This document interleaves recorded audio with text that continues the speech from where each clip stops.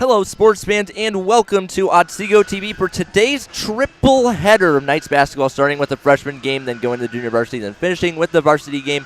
My name's Caden Knapp. I'm joined by Mr. Brandon Floro for a second time this season, and it's Northwood versus Otsego for the freshman game, and then an NBC matchup against the Bulldogs of Rossford for the other two games. Yeah, it's going to be exciting to kind of see, two different opponents tonight and see how other freshman teams from non-league match up against, our squad tonight. So it'll be a fun game for this one. It's good of the scheduling committee as well to give the freshman team a game, especially with Rossford not having a freshman team. Yeah, I've noticed quite a bit. It seems like freshman teams are, starting not necessarily becoming less and less, but there are more schools seeming to have a few less freshman teams than other schools have. 6 minutes go on the first quarter clock. First freshman game for both of us this season.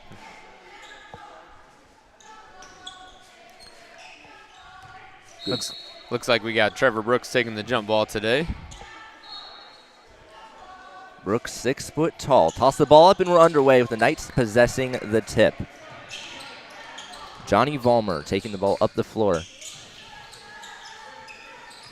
It's been fun watching this group grow up quite a bit. Wow, what a play right there, and what a bucket by Drew Simpson. This group really has meshed really well, and they truly understand the game really well. And they've been fun to watch over their junior high years and now getting into their high school years. Other side of the floor, that's no good. And back to the Knights. Ballmer winds up with it. Now, I will say the freshman team for the Knights has been very good throughout the years, coached by Coach Burnthistell. Yeah, Coach Burnthistell, he's been a veteran of the game for quite a long time. I actually reffed a game last night, and I told someone where I was from, and they asked, "Hey, is Coach Burnthistell still out there?" And I said, "Yeah, he's still getting after it." So he knows how to coach his teams well and really develop these players for the next couple levels of basketball. 3 is no good there. Yeah, he's coached both the girls and boys teams. My first year doing Otsego TV, he was the head coach of the girls varsity team. Drive to the hoop, go up with it, and that's short and no good. Really, he was. Yes. I figured he'd been out before you got a chance to do that. So that's really cool that you've kind of got to see him in two different aspects. Yeah, Ellie Roberts and Mosier led that team. Very good team, as there's a 3-ball that is not going to fall for Vollmer.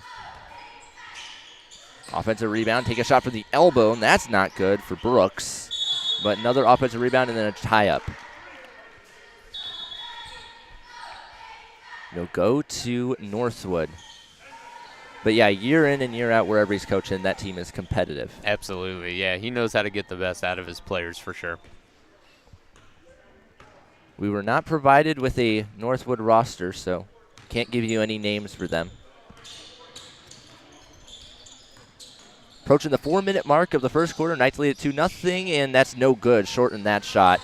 And back to the orange, black, and white goes. Simpson got the rebound.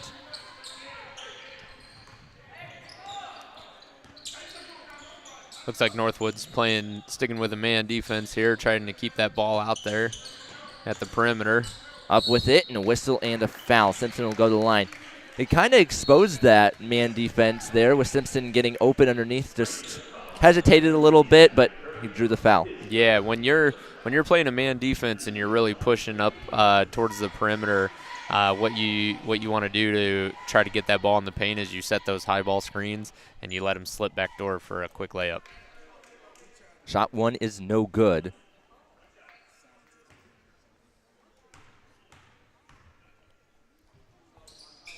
Shot 2 good. So went 1 of 2 that time, makes it 3-0. A little more than 2 minutes into it. Knights bring that full court press, and Hilliard is going to be the last to touch that one as it bounced out of bounds. And now they'll all back off.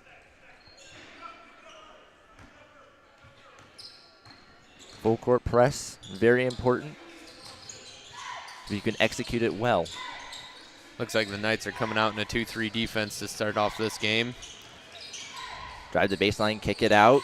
Now to the corner. There's a 3-ball, no good. And Simpson there to pick up another defensive board. Right now, Drew's being making a pretty big impact with both on the offensive and defensive side of getting rebounds and scoring the points. Brooks' shot no good there. He's 0-2 today so far. Halfway through the first quarter of play. Moving around the arc, inside, that looked to be tipped and is going to go out of bounds off of Trevor Brooks.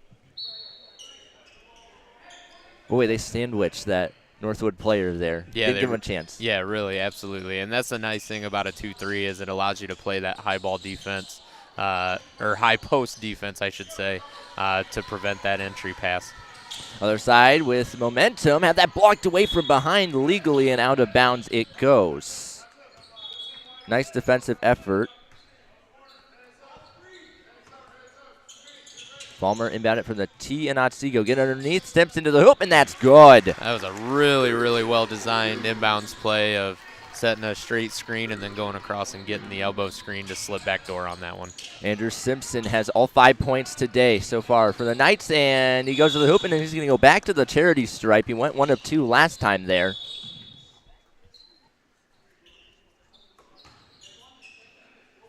And we mentioned it the last game we did. When you're going to foul a player from behind like that, got to do it hard enough so that they do not make the shot. Absolutely. And you also got to make sure you make a play on the ball because if you don't make a play on the ball and it looks like you're just chucking the player, you kind of put the decision in the hands of the ref to call an intentional foul, which means you would go to the charity stripe for 2 and you get the ball at the point of interruption. Waiting shot number 2.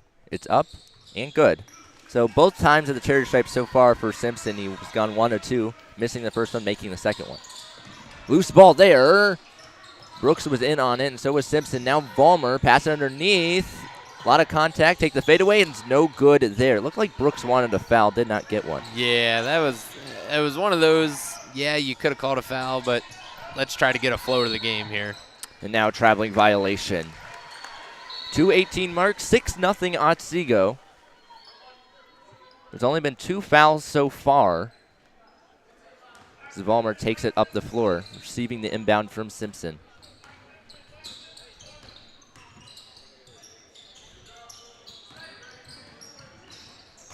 Sorsak, drive to the hoop and lay it in. Man, what a great finish. And I don't know if for those that saw at home how close they can see that. He actually drove to the right side but saw the defender was on his right side, and he switched hands quick and finished with his left. That pass is intercepted by Ballmer. 4-on-2, Knight advantage for the moment. Hesitate, go up with it, and Simpson makes another bucket.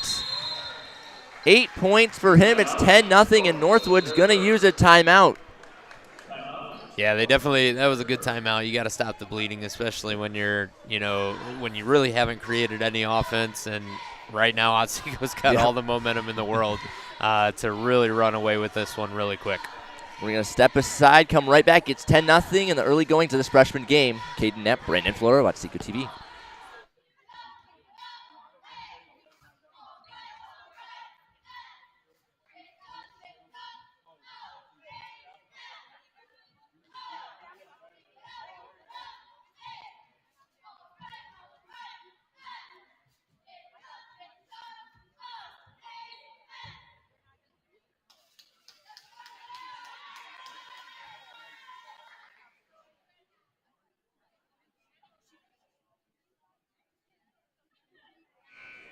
Welcome back to Otsego TV. In this freshman game, game 1 of the triple header. It's snowing outside, but people getting extra time to get to the game. Yeah, it was just starting to snow right as I was coming back from I was telling you, I took some students on a field trip today, and it was just starting to snow pretty decent when I was coming back. And when I went to leave the house to come here, it still was snowing a little bit. So kind of cool that it's our first day of break and we get to see some snow. That is out of bounds. None of it's sticking yet, though. No, not at all. Now, Caden, are you a snow guy? Like, are you kind of person that likes to get into the winter season? I prefer snow over rain because rain you just get soaked and gross and yeah. Okay. Snow at least is fun to look at. Yep. And not only that, if you're a snowboarding kind of guy. Yeah, there you go. Simpson around the arc. Under 90 seconds to go in the first quarter. Simpson receives that one, go up with it. No good, too much power under his shots. And that was just his first missed shot of the game as that goes out of bounds. It was Philip Baranski who got it to him. Okay. Up floor, and that's cut off and taken away by the Knights. Nice defensive effort by Langham. Approaching a minute to go. Brooks, dribble drive, go up with it. No good. Now a scramble drill for it. Northwood winds up with it. Speeding up the other side of the floor. There's Northwood. There's a three from the top of the key. No good off the back iron. And back to Otsego. Baranski passing it over to Langham. We're at 36 seconds to go in the first. It's been all Otsego, forcing up those Northwood highly contested shots. Brooks, nice move to the basket, and he's going to put it in. That was a great read to see that the defense was just a little bit late, and Brooks got that extra step. 12-0 Otsego, 15 seconds to go in the quarter. Go to the hoop with that one, and for the first time today, Northwood is on the board. That's number 13. Once again, don't have the Northwood roster. There's a three that's deflected at the buzzer, and no good it goes. Baranski was the shot taker, and that will bring us to the end of the first quarter, a quarter that the Knights dominated, to say the least. Yeah, absolutely. They really took care of business, both on offense and on defense, getting to the bucket for every single score, and their defense is just really shutting down this Northwood offense. We're going to step aside, come right back to Otsego TV. Email me anytime at 25knap@otsegoKnights.org with any questions, comments, or concerns. Thanks for tuning in.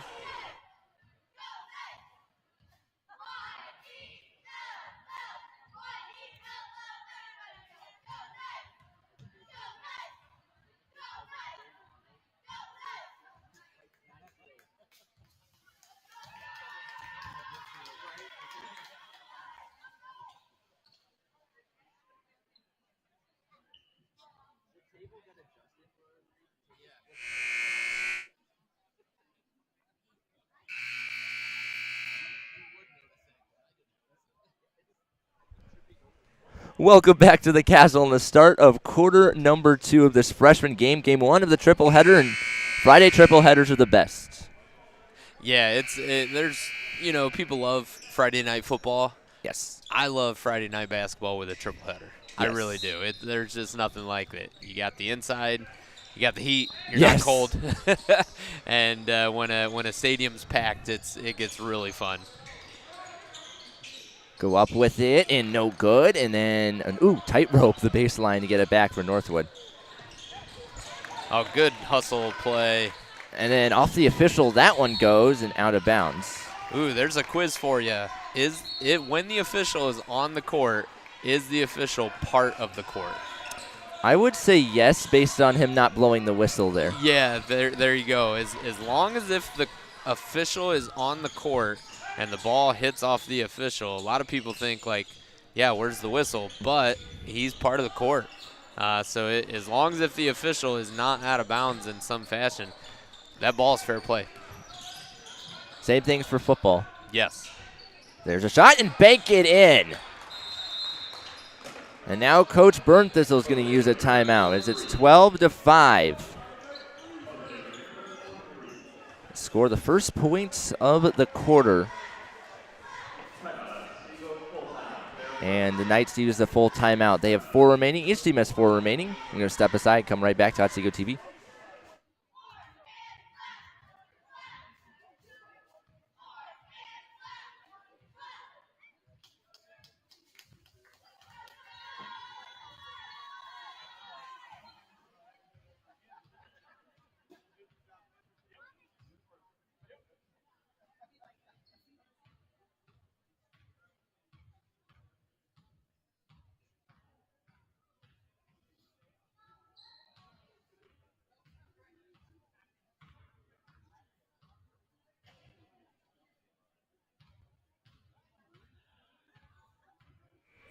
Out of the timeout, we welcome you back.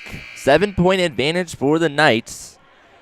After going the first, I'm going to say 5 minutes without scoring, Northwood has put up 5 points in the last about 2 minutes of gameplay. Yeah, they scored their 2 points in the first quarter and come right out and hit a 3 for, to close that gap within 7 at one point, a 10-point lead, and now we're down to single digits again.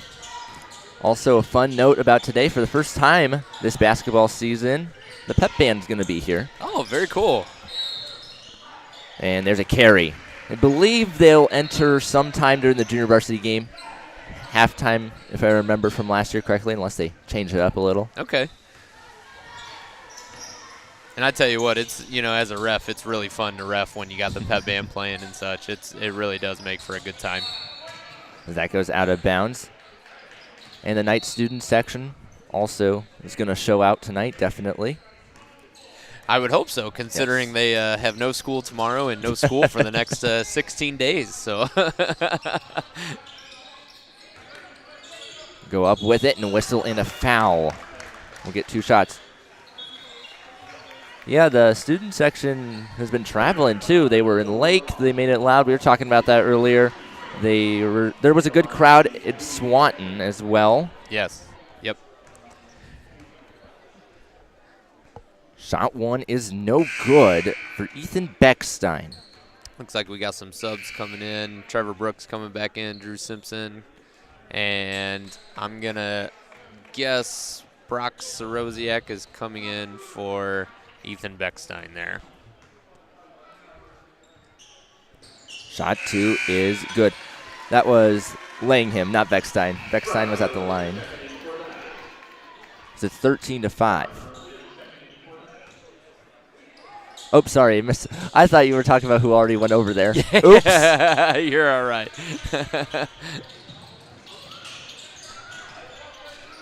One of one trip there from the charity stripe, and that's no good off the front iron. And Simpson there to rebound it. His older brother, Jack, is also in attendance at the moment. Oh, is he really? Drive the baseline. I'm guessing they're siblings. Simpson. Yeah, they Most are. of the ones here are related. Yeah, they definitely are.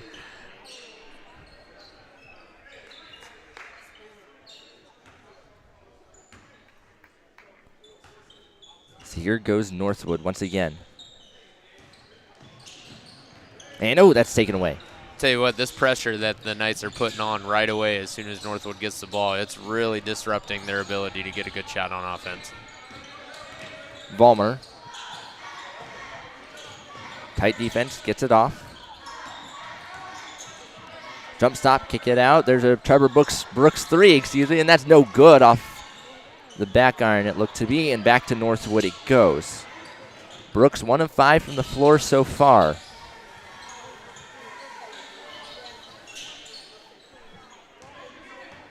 We're approaching the halfway mark of this quarter. Not a lot of scoring this 6 minutes. Oh. That's taken away. Nice move by Simpson. Go to the hoop, and he's going to lay it in. What a great read. He read that pass from a mile away and didn't hesitate to jump that.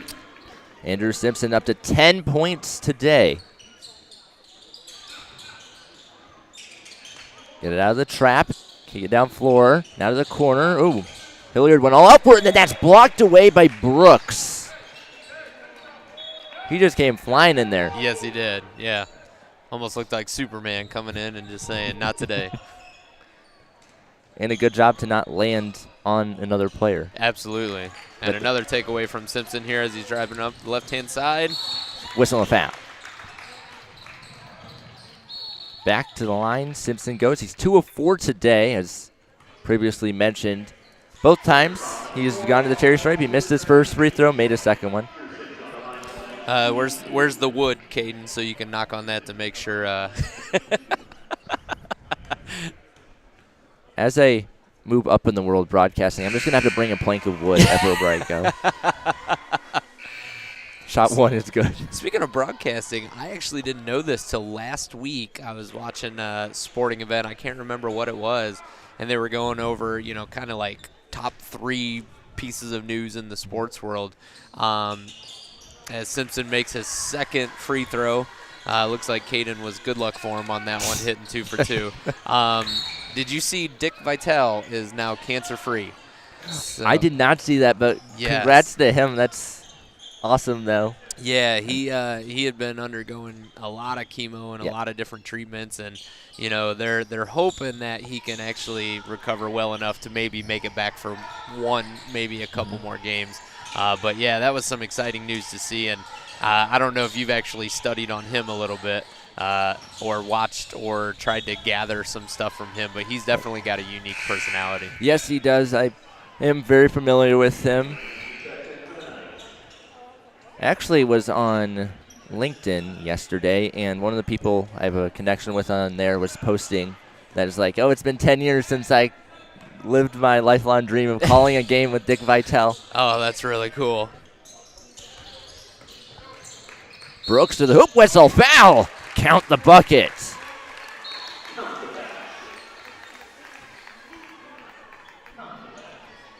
Now, for those and ones, the officials get to have a lot of fun with those sometimes if they want to. We really do, and I try when I officiate, I keep it simple because I don't want the attention on me.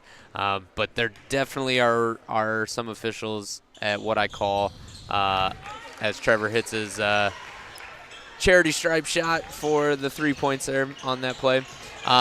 There are definitely some officials that are animated with it and really can actually play into the crowd's emotions. And I'll admit, it does kind of make it a little fun. You won't catch me doing that ever. Ooh, go around the attempt steal, no good that time. Back the other way. Now, in the previous possession for Northwood, the Knights went all out for the steal as there's a pass that's going to go out of bounds, an airmail there. There was the Knights who went all out for that steal, and Northwood just exposed it, and they had a 3-on-1 basically. Yes. Doesn't get easier than that. It really doesn't, and that's how you break a press. If you see them going hard, you got to get the ball out of your hands quick and get it moving to catch them out of position. 13-point differential on the scoreboard. Beat it underneath, and that's good for Simpson again. 12 points for him. Now, Caden, correct me if I'm wrong. I'm almost positive, with the exception of free throws, the Knights have scored every single bucket from inside the paint. Yep. I'm just about positive on that. Yes. They are really, really getting those easy, high percentage shots, and that's the goal of basketball. Get the highest percentage shot that you can. Into the game for the first time, Brandon Carroll. Son to Coach Steve Carroll, the varsity team. There's a three from the corner, no good. Too much power under it, but an offensive rebound's made beyond the arc.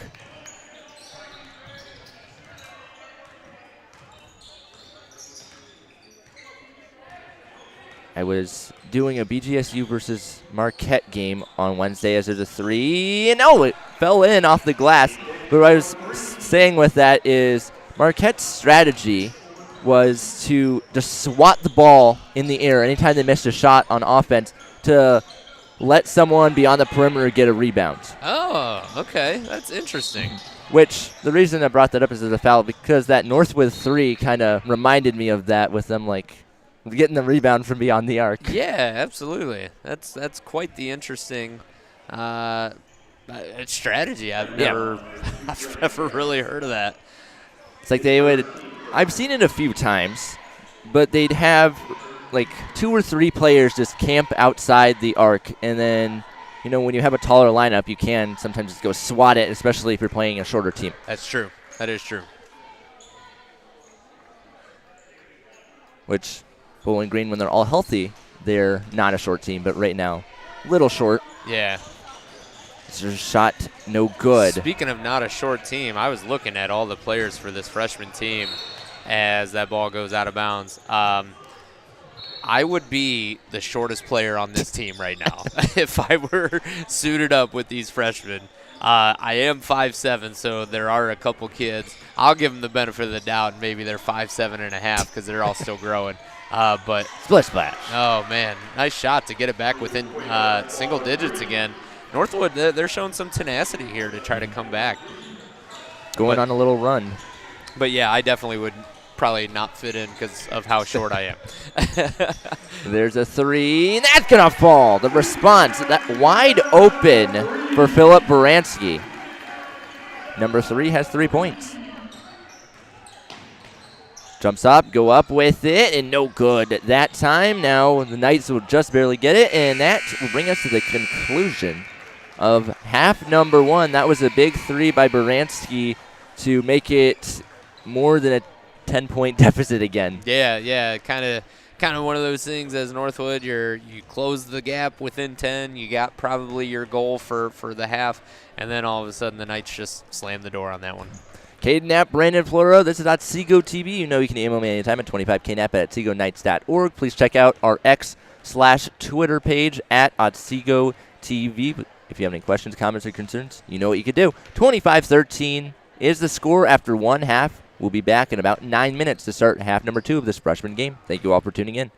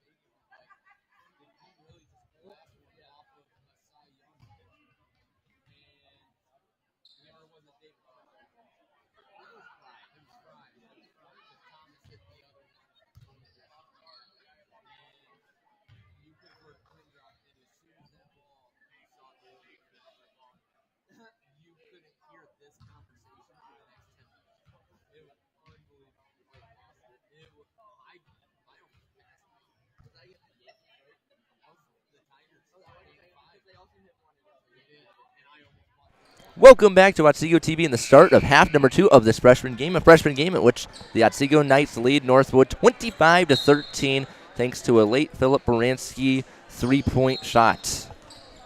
Northwood cut it to a 9-point deficit at one point. Otsego responded. Otsego started off the game in a 2-3 zone, and it looks like they're staying with a man defense that they switched to later in that quarter and also played all through the second quarter. Now, as a coach, did you prefer zone or man, or did you like to have like a variation of it as that's out of bounds? I preferred man, and I'll tell you why. Now, I was at the junior high, so a little different. High school, coaches, they prefer a mix of man versus zone. I preferred man because zone is hard. Yes. You have to understand as a player, this is my zone, but I also have to read the ball and where's the ball going. So I preferred man because it taught you to technically play a zone. Like right now, as we see Johnny Vollmer with the ball up top, and you look at, maybe someone like Brock down, in the corner. As a defender, you got to try to fill in that gap. Oh, nice switch. They go to the hoop. Very good, very good. And, that's where you see kind of that defender should have shifted over in the lane because he was 2 passes away. And those are just things you teach and get the fundamentals down of early on. But you don't really learn that stuff in a zone. You learn it more via man defense. Mid-range shot is good. Now, I do feel like it changes from group to group that you're coaching because, some players are more disciplined than others, some groups look just like that. And you've got to be very, very, very disciplined to do a zone. Yeah. And that's in any sport, really. It really is, but you're exactly right. You have to, in a zone, you have to be disciplined because let's be real, we all want that steal. Yes. And if you go for the steal and you miss, you're exposing. You really are. Yep. You're blowing right by the guy you're supposed to guard, and you're giving up a shot, of any shape or form. So you really do have to be disciplined, and that discipline comes from learning how to shift depending on where the ball is reading. 4 minutes to go in the third quarter, just about, and that pass is to be tipped, but Knights get it back, go up with it, and that's going to fall off the glass. Good adjustment by Brock Soroziak in the air to kind of turn his body a little bit as that defender was about to block the shot, and he got off a really, really good shot. A lot of space in that three. Air ball, it goes and then out of bounds. A little bit of fight for it, but it was last touched by Northwood. I just looked over at Northwood's coach, and he didn't like that call. Well, Vollmer was on the inside there, so from his vantage point, he might have looked like it went off of Vollmer. Yeah. And then, to the hoop again and make another basket does Andrew Simpson. Yeah, Drew is really, really cutting in front of his defender and making him pay for it. I mean, that's just fundamental basketball. If your defender's giving you that position, yeah, take it. 18 points for Simpson. 31-15 the tally. Triple team underneath, and that shot blocked. It was Brooks who got a hand on it, and back the other way go the Knights. That was a prime example of you don't need to be tall to block a shot if you just get your hands up. Trevor didn't even jump for that block either. Takes a three, no good. And a rebound made by Simpson, the offensive end, and he has 20 points now. My goodness. What a freshman contest he has had. Yeah, I'd say he's really making a name for himself and really making a case for, maybe moving up early later this season. I don't know. Ooh, nice pass there, and then another one. Get it into Simpson. Now out. There's a mid-range jumper. No good off the back iron for Langham, and then out of bounds it goes. Otsego will keep it. Last year, there was a multitude of players, due to certain players that stepped away and whatnot, that moved up. And then, so coaches are prone to doing that for a year. Yeah, and it really just, feeds into that experience. You get them in and get them early. Let them kind of go through those growing pains a little bit, but they always end up better for it because now they have a full year under their belt. Yeah. And, especially if you're playing as a sophomore, at that varsity level, yeah, you'll go through some growing pains, but by senior level, man, you're going to be adding some great value to your team. Traveling violation by Trevor Brooks. Now, there is certain cases where you see players just instantly hop to the top, like Dane Fatzinger. Yes. Starter for the varsity team. Yeah, I'm excited to watch him play because I have yet to see him play in person. And I have seen some highlights, compilation of highlights via different news broadcasts and of Otsego games. And he's been in the highlights of a few. Split splash in that three. Man, what a rainbow shot that was. Yes. But, yeah, I'm excited to see, Dane. And really just, we were talking about it today with a couple of people of how it's great to see such a mix of grade levels really meshing together with our varsity squad this year. Tipped around and taken away by Northwood. Fade away, highly contested shot. That's good. Simpson was in his face. Northwood's really just sticking to their game, and they're keeping this kind of a lot closer than I think Otsego would like to have. Out of bounds, that one goes. It's touched away by a player in blue, which means the Knights keep it. Once again, if you're just joining us, we don't have the Northwood roster, so don't know any of their names. And that's taken away. But we know most of you are Knights fans, so you're like, whatever. Oh, what a feed. Ooh, and then a whistle and traveling violation. 2 minutes, 3 seconds to go in the third.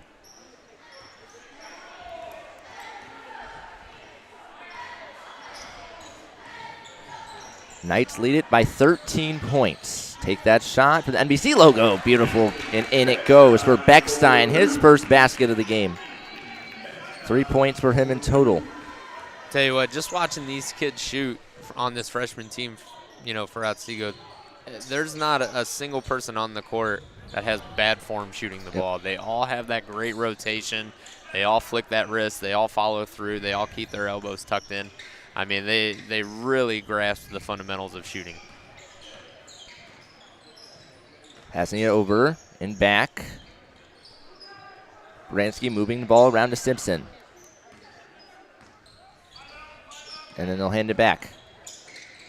And, loose. But Simpson right there to bail out Carroll and go up with it. And no good. And out, get his own rebound, though. No good again. But another offensive board by Andrew Simpson. And then there's a long two from the corner. No good off the back iron. Oh, and almost another board by Simpson My again goodness. right there on that possession as we approach just about 50 seconds left in this third quarter. Three ball, no good. Off the mark to the right, and Simpson another rebound. Knights have the advantage for the moment. Simpson's just going to take it end-to-end whistle. Foul, count the buckets. I tell you what, Drew must have a magnet for the ball today because he's putting himself in every good position to get those rebound totals. Just out of curiosity, are you keeping rebound totals right now? I am not. Oh, man, I wish we were. I tried to a few years ago, and with the made and miss shots and all the other things, it's like there's way too much going on right now. There really is. There really is. I've kept book a couple times when we hosted some playoff games here, and just keeping book down at the scores table. You got fouls, you got timeouts, you got subs, you got starters, you got points. Back roll action there to get it in. I mean, it's a lot. And I just did the basics. There are some that keep, the missed free throws. There are some that keep the rebounds, the assists, the made shots, missed shots. I mean, the details it takes. What a slip and what a pass. Drew Simpson yet again with another bucket. But, yeah, it's a lot of work to keep the book. Well, and to keep stats. I used to do it for, blocked away. Wait till the end of the quarters. There's a three. No good. Now, I used to keep it for my brother's travel team once upon a time, but here, I'm producing what's going on and, talking, and so it's like, can't do that. Yeah. Quite yet. But it's 39-22 with 6 minutes to go in regulation, and that was a good stretch for the Knights down there, and especially with Andrew Simpson, who – before that, that one possession where he missed the two shots after getting his own rebound multiple times, he only had one missed shot before that. No way. So man. 3 total today. I tell you what, I'll say it, he's on fire. Yes. We're going to step aside and come right back to Otsego TV to start this fourth quarter.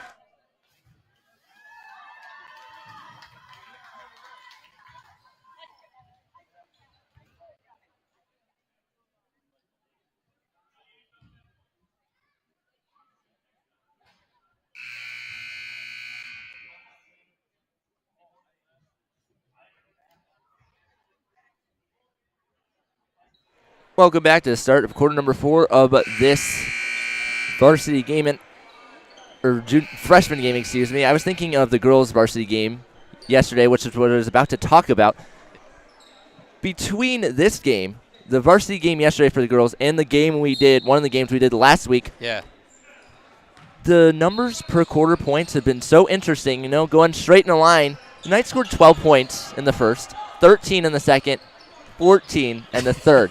Yesterday, the girls' team was 6, 7, 8 in the first through the third. And then we were talking about last game. I don't remember the exact numbers, but it was right in the line through the first It really was. 3. Yeah. Northwood, on the other hand, though, they've scored 2 in the first, 11 in the second, and then 9 in the third. I almost want to say, I'll say it, Northwood's kind of a little bit of a drive for him, so maybe just getting right off the bus wasn't their didn't have much time to warm up maybe, but yeah, 11 points in the second, 9 in the third. I mean, that's, their offense has come alive compared to the first quarter. 5:09 to go in regulation. And, almost took it away. Pass, and then still loose. Somehow they got it back, and then it was tipped again, and Northwood passing, no good in the shot. Ballmer winds up with it on the Otsego side. Move it ahead. There's a 3 from the far side wing. No good off the back iron that time for Trevor Brooks. Pass it out. There's a mid-range shot, and that's no good. And it's going to be tipped away, but an offensive rebound is made. And now another 3. This is going to fall. Same kid that kind of shot that rainbow shot earlier last quarter. So he's third 3 of the day for him. And I've said it before, Northwood's making just enough shots to keep this game interesting. There's a 3, no good. Brooks knew he missed it right off the bat based on his follow-up, and then we're going to get a tie-up to Northwood. Drew Simpson's coming back in for the Knights, replacing Trevor Brooks. Brooks, 2 of 9 today from the floor. It's 5 points.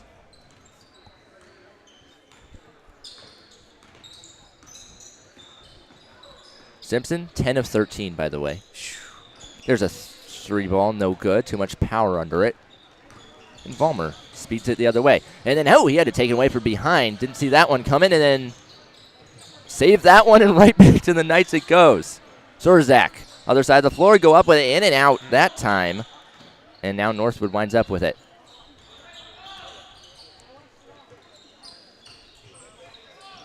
Now for Vollmer, as he plays more of these games and gets to higher levels, those are mistakes definitely that are going to be ironed out. Yes. Because he just did not see the steal coming from behind. Absolutely, and sometimes you just don't. Oh, nice move and put it in. Simpson got it from Vollmer.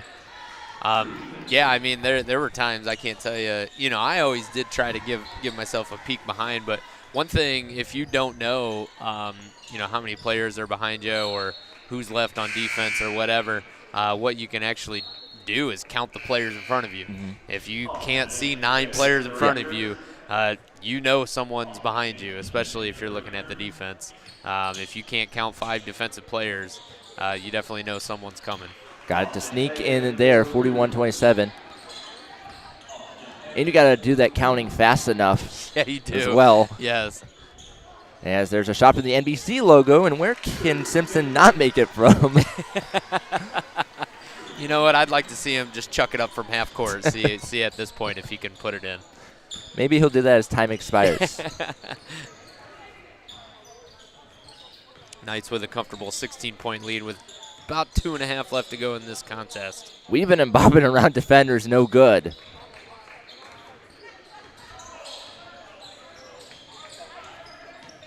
Vollmer back with the basketball. 4 new Knights about to enter the game in the next stoppage.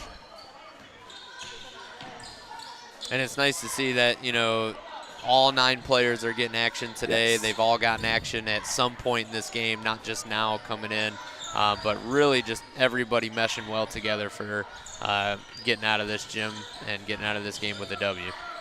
Look at the quick passing there. Find a shot from beyond the arc. No good off the back iron. And then offensive rebounds made off the tip by Simpson. And then Hilliard will grasp it after he lost it. Yeah, I mean, that's how you build depth. It really is. Archbold Blue Streaks, they made some state title runs in basketball for years, and I had the privilege of doing a couple of their games when, when they were still a powerhouse, and they've kind of fallen off the edge a little bit over the years. But one of the reasons that they were so successful is when I went over to sign the book as an official and check their rosters and such, they would dress almost 20 players for a varsity game. And I tell you what, Caden, they had 20 legit starters. And what was awesome about it was they would get their starters in, get a great lead, and then bring in those bench players to finish off the game. And that's how you, like you said, that's how you develop depth. And they had plenty of it. Yeah, I mean, if you're going to dress 20 players, you might as well play them. Yeah, you know? yeah. And really, I mean, if your star player goes out or, you have a role player go down, next man up, and you'd like that next man up to have played significant minutes. Yes.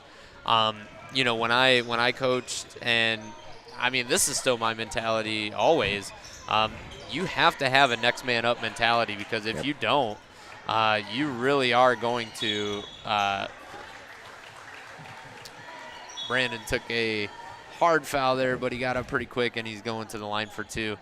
You really have to, because it's that approach when you build that mentality in your team that instills a lot of confidence. Like, hey, no one's replaceable. Next man up needs to do the job. Yep. 34.4 seconds until this one is final in the books. Shot one is no good for Carroll. Now, on my paper, I was drawing lines, and I'm terrible at drawing straight lines. For the record, I happened to accidentally draw Andrew Simpson's line a lot bigger or further apart than some of the other players. So maybe I'm a fortune teller or something. I don't know. Yeah. Like, you can look at it. It's significantly bigger than some of the other ones. You're not wrong. And for the folks at home, if you guys don't know Caden, he truly is a perfectionist at what he does. So he would notice that about his own writing skills. Next time I'll bring a ruler. Okay. I tell you what, I can go in my classroom and get one right now if you want to, Caden. 45-32 is going to be the final score of this freshman game. The Knights led the entirety of the 24 minutes that was played. Up next, we're going to have the junior varsity game between the Knights and then Rossford.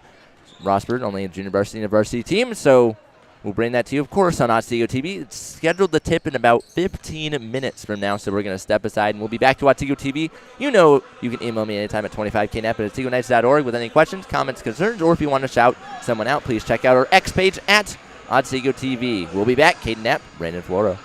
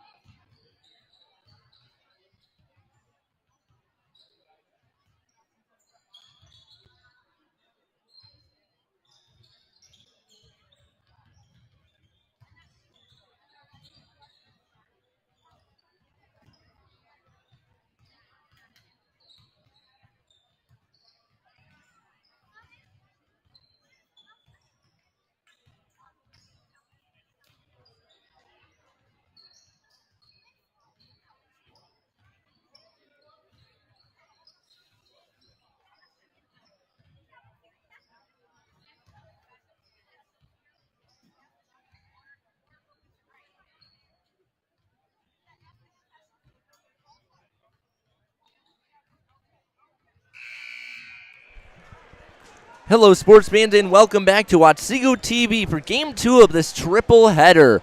It's Knights versus Rossford. My name is Caden Knapp, and I am glad to be joined by Mr. Brandon Floro. Last game at home here in the castle before Christmas, and this junior varsity game, we're going to say the starting five. We're going to start with the Knights. So we have Bryce Byer, Brayton Knapp, Keegan Hutton, Toby Powell, and then Gordon Ayers.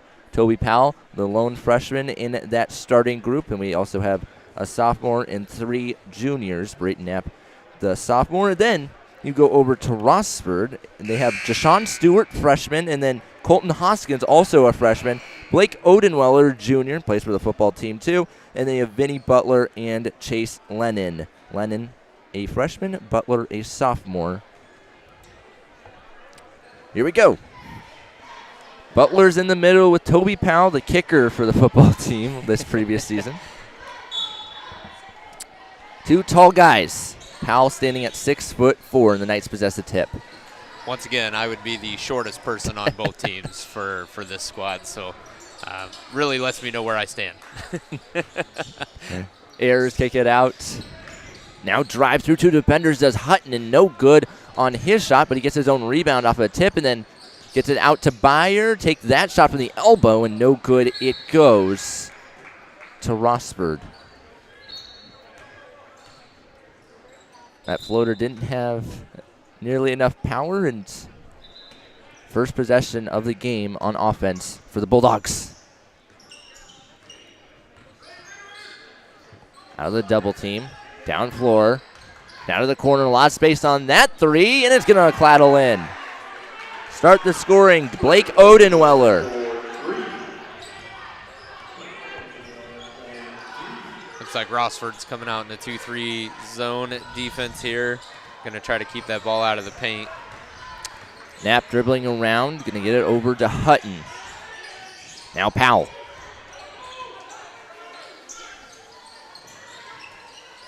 Hutton, Powell, no good on that shot, and then it's going to go out of bounds. Otsego will keep it. Tell you what, that was a great look, though. Toby saw the gap right just below the free throw line, which is where the weakness is in a 2-3 zone, and he exposed it. Got a good look, just didn't get a chance to fall. Knapp's 3 is off the mark, off the side of the backboard. Rebound is made by the offense, though, Toby Powell. Knights trying to make it 3rd time's a charm this possession.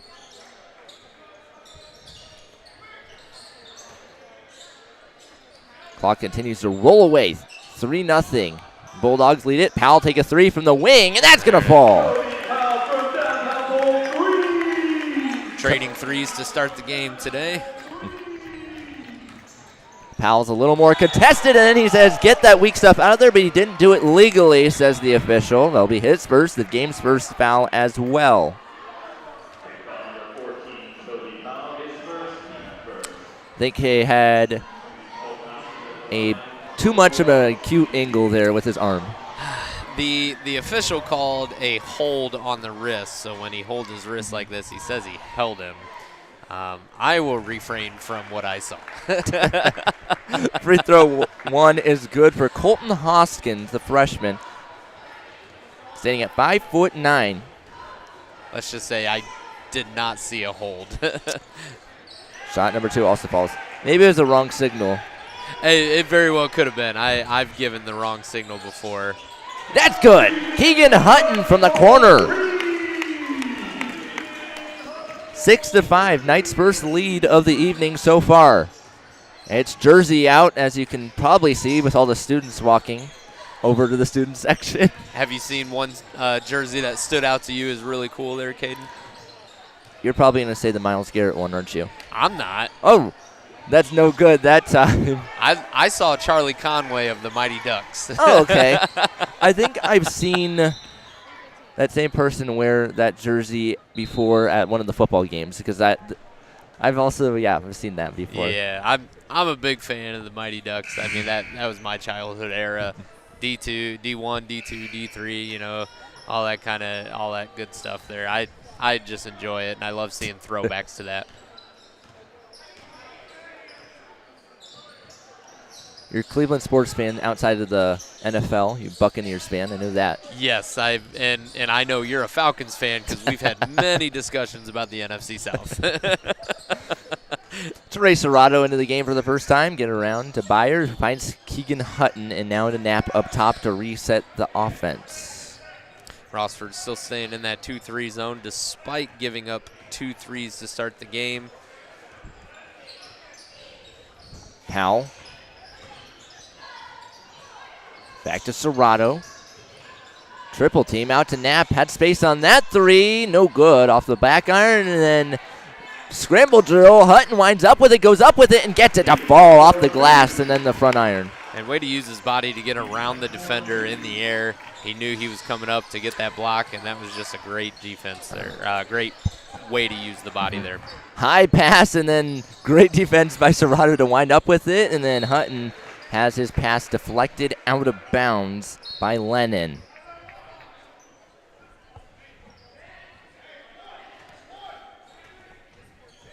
Three minutes, 33 seconds to go.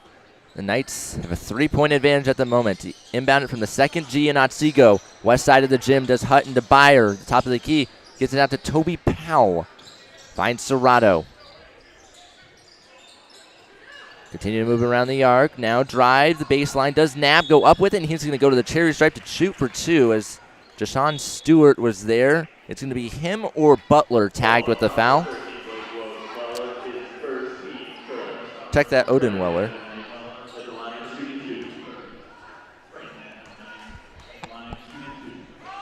Each team committed one foul so far.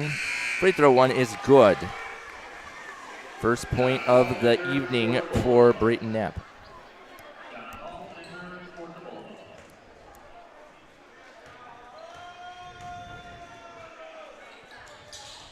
Shot two, good as well. Knights doubling up the Bulldogs in scoring at the moment. 7-0 run.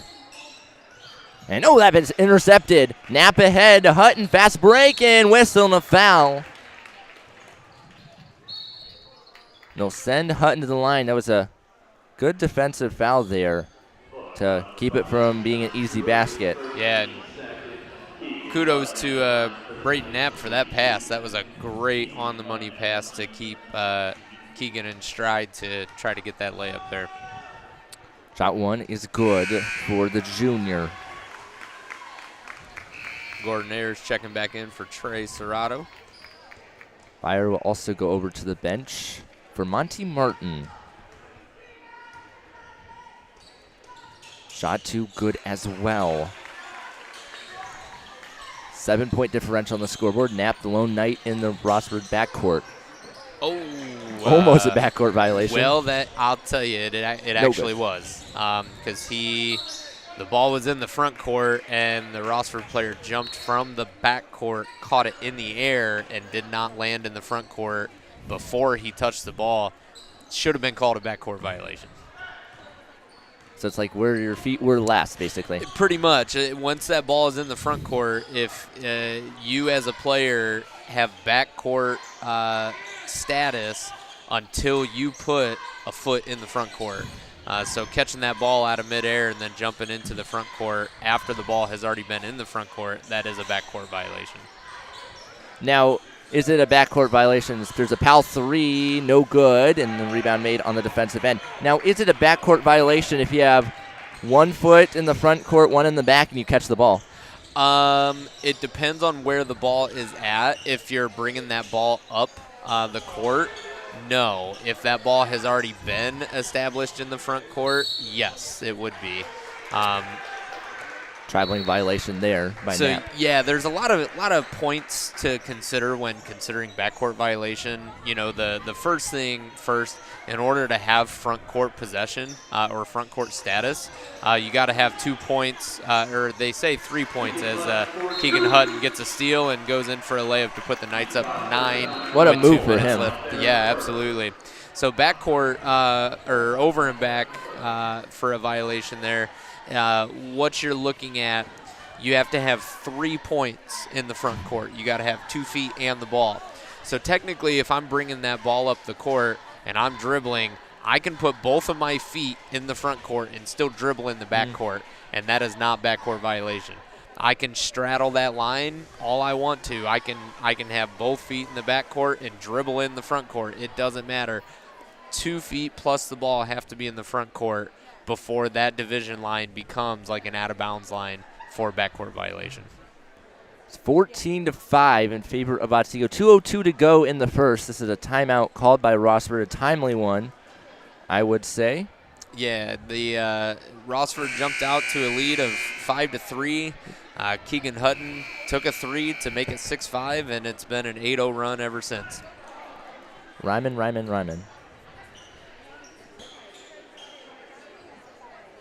9 points for Hutton. And that's the point differential of what we got so far. Toby Powell also has a 3. This is going to be inbound from the tee in Otsego by Butler. If he can get it in 5 seconds, and he will, and then it's tipped out of bounds to Otsego. Nice defense there by Hutton.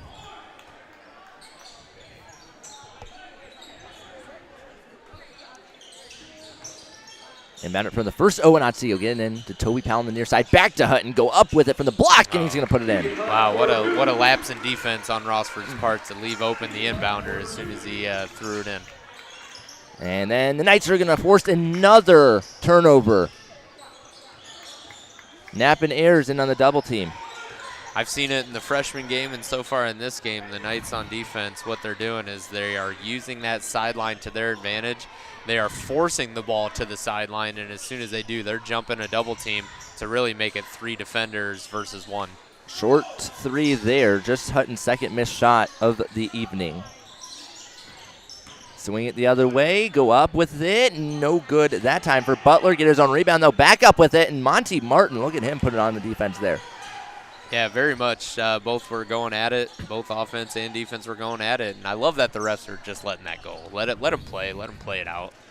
3 total fouls this game so far. We're at the 60-second mark, and nice pass from Hutton, and the finish by Toby Powell. He has 5 points, and the lead is 18-5. That was a great feed, and if he led him right to that inside hand towards the basket, which is what you want to do. There's a 3, no good. Too much power under it for Butler. He's now 0 of 3, but an offensive rebound's made at the elbow. Then a wide open 3 there, no good off the back iron, and then Powell's going to fight for that rebound.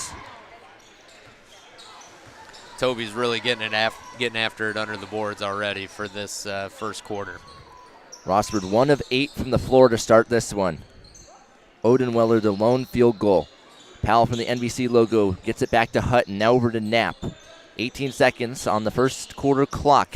Ayers passing it back to Powell. There's Martin. Now Hutton's going to take a 3 with some space. Splash! Keegan Hutton.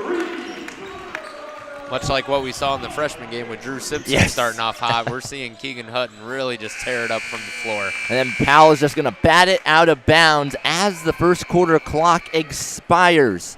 What a quarter for the Knights there. Out to a big advantage of 16.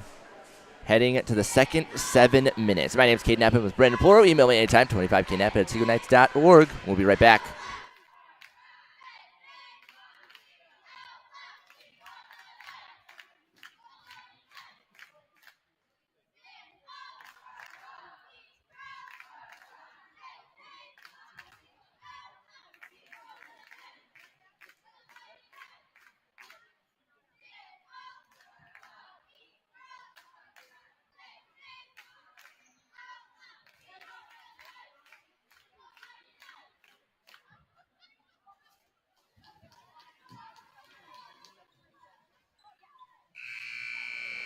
Welcome back to the start of quarter number 2. And as we were talking about off air, the Knights finished that quarter an 18-0 run. And a lot to do with that was Keegan Hutton, 14 points. Man, that's 14 points in 1 quarter. That's impressive. I mean, most players don't even finish with 14 points in a game. Yes. Let alone 14 points in 1 quarter. You're doing something right. Rossford will start with the basketball.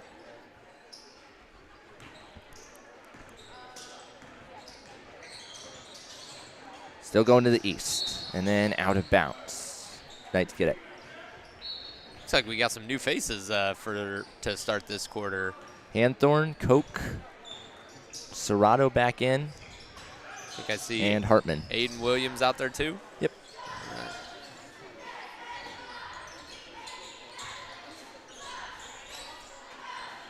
We'll see if the starting 5 gets this quarter off to save it for the varsity game. Hanthorn, quick passing out. Jack Hartman. Now Koch take a 3 from the near side. It's no good off the front iron, and then loose ball, and it's rebounded by Rowe off the tip. I'm surprised to still see Rossford in that 2-3 zone despite giving up 21 points in that first quarter, but it looks like we got good bucket for an and one, old-fashioned and one play coming up.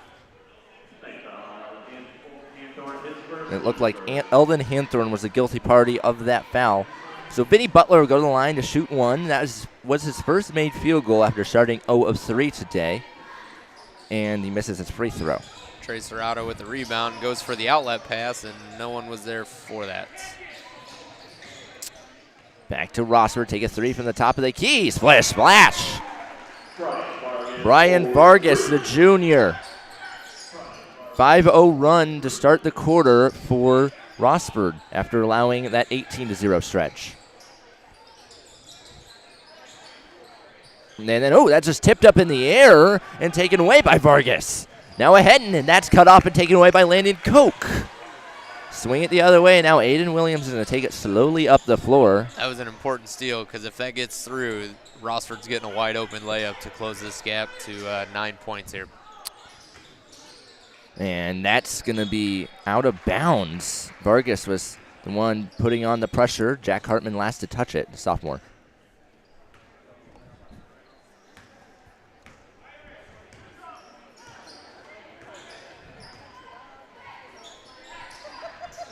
Braylon Rowe with the basketball. Pass over to Hoskins and get it back to Vargas. Knights are doing a great job at keeping the ball up high and not allowing any backdoor cuts or any posts to take place. And loose ball, and that's just taken away by Eldon Hanthorn to get ahead. Aiden Williams with momentum and had it taken away, and back to the Bulldogs. Hoskins wound up with it, 2-on-2, and then loose again, and Koch gets another takeaway in that painted area. Move it ahead, Trey Serrato now, kick it out, Landon Koch wide open 3 from the near side, and that's gonna fall. It snuck in for the sophomore, and it's 24-10. And then that's intercepted by Serrato, and then batted away out of bounds. Nice job by Hoskins to make sure it went off Serrato, at least according to the official. Yeah, we'll go with that. Have to use the keyword according to the official. Yeah. Now the Knights starting 5 just subbed back into the game. So not saving the quarter for the varsity game. Second year of the Noah Kiefer era, coaching-wise, for the junior varsity team. We're approaching 4 minutes to go in the half. And that's loose and taken by Powell.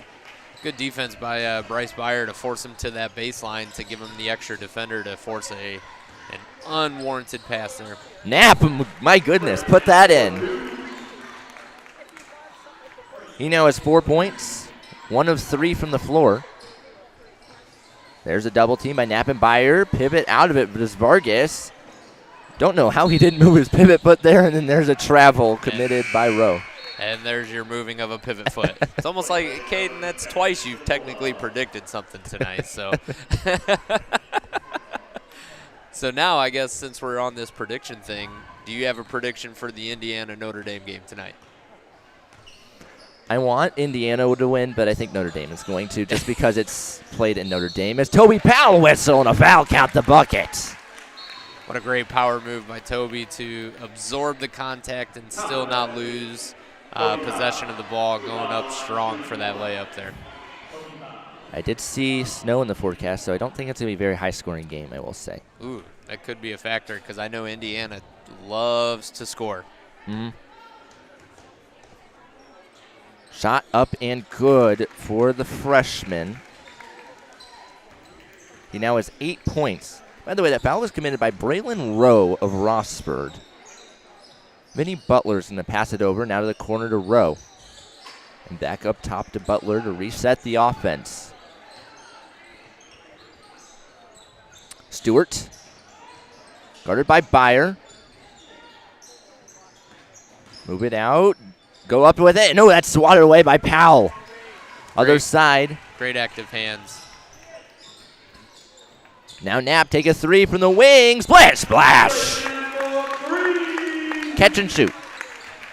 7 points for him. This group that's on the floor, they really know how to spread the ball around. And, I mean, beautiful thing for the Knights, they have anybody on the floor that can score currently. There's a three from the top of the key, and that's no good. Off the back iron that time for Odenweller. He's now 1 of 3 from the floor. He started the scoring for this game by making a three from that region. 22-point advantage.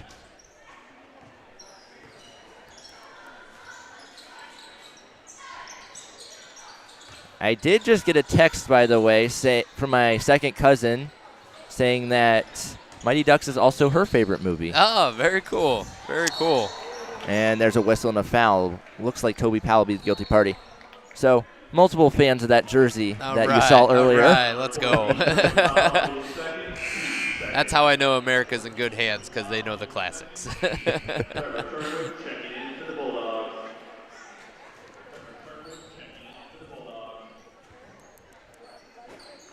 Turnwick into the game, and there's a shot that's going to fall for Hoskins. His first field goal. He has 4 points.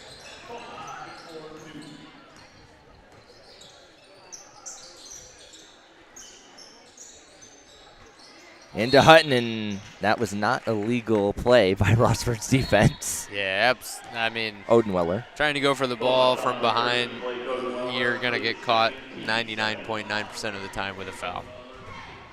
That's Odenweller's second. Knapp to inbound it from the second. Owen Otsego. Out to Byer, who finds Hutton. Now, this Knights junior varsity squad, when Knapp and Hutton are on the floor, it feels like they kind of run a 2-point guard system. Yes. Yeah, they're both quick with the ball. Turn around. Good. In traffic. They both can shoot inside and outside. They both run the floor really well, and they both pass really well.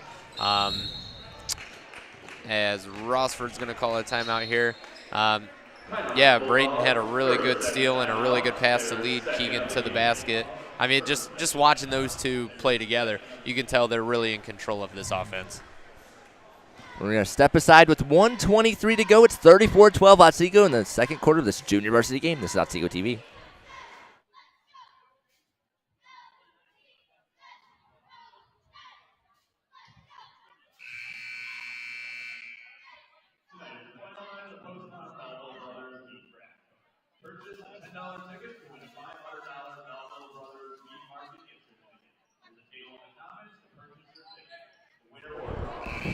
We're back here in Otsego High School. 1:23 to go. The pep band will be here shortly for the varsity game. Maybe part of the junior varsity game as well. To be determined. That's going to go out of bounds. Last touch by Trey Serrato, the sophomore of Otsego.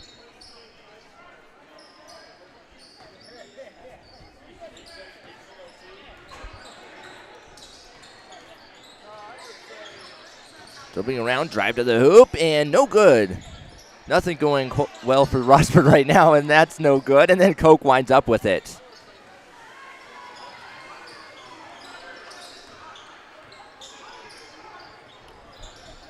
The group that started the second quarter is out on the floor right now for the Knights as Koch misses that three.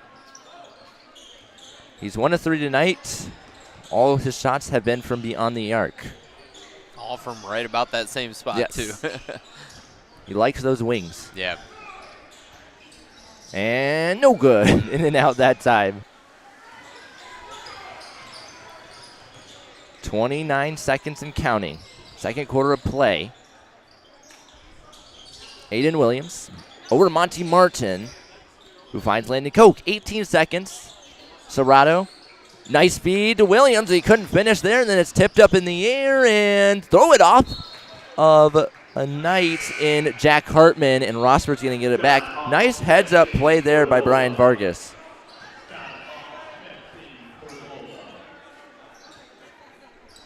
.1 seconds to go.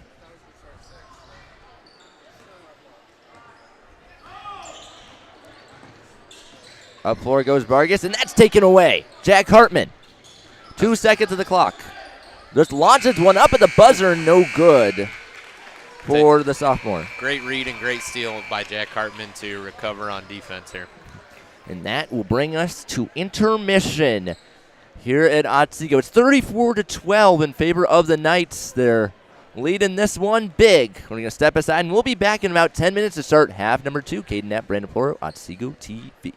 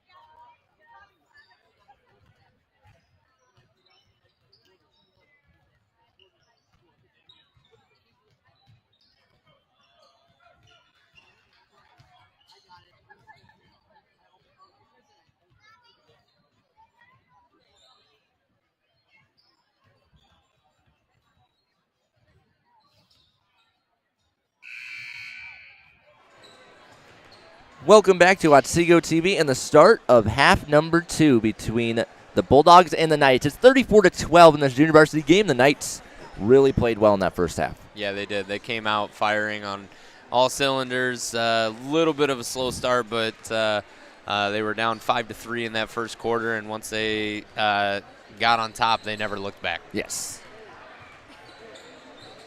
A lot of their lead was made by the 18-0 run they went on after going down early. Yeah, that was to end the first quarter. Is that correct? Yes.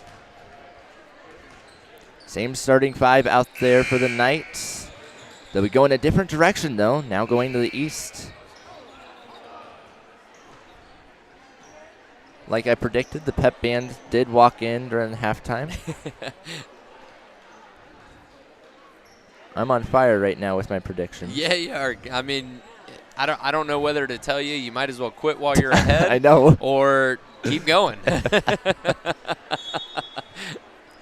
Decisions. We're on the way to start half number 2. Brayton Ave will take it up the floor. Oh, interesting tactic by Rossford, but I mean they're down, so they gotta try to find a way to get that ball back as quick as possible. And typically with the aggressive team, they do pick up a foul right away. Yep. Hoskins, the guilty party. Yeah, that was completely different. It's like, we're pressuring you now, and... Yeah, they disguised it. You know, they're in their 2-3 zone, but they immediately fired up their 2 top defenders to try to double team and force a steal. Ayers possesses the basketball at the elbow, and he's just going to have it taken away by Hoskins. Other side, 2-on-1. Fast break, go up with it, and that's going to fall for the first points of half number 2. It's Stewart getting into the scoring column. Now, there's a huge difference on the scoreboard, obviously. Or not, I wouldn't say huge, but there's a noticeable difference. Yes. There's a huge difference, though, in shots. The Knights in the first half, 12 of 23, 52% from the floor. Tells you quick math. And then Rossford, 4 of 15, 26%. Wow, yeah, that's, you're not going to score much shooting 26%. And only being able to fire off 15 shots as well, as that's going to go out of bounds off of a Knight. Yeah, that's pretty much, almost a shot a minute.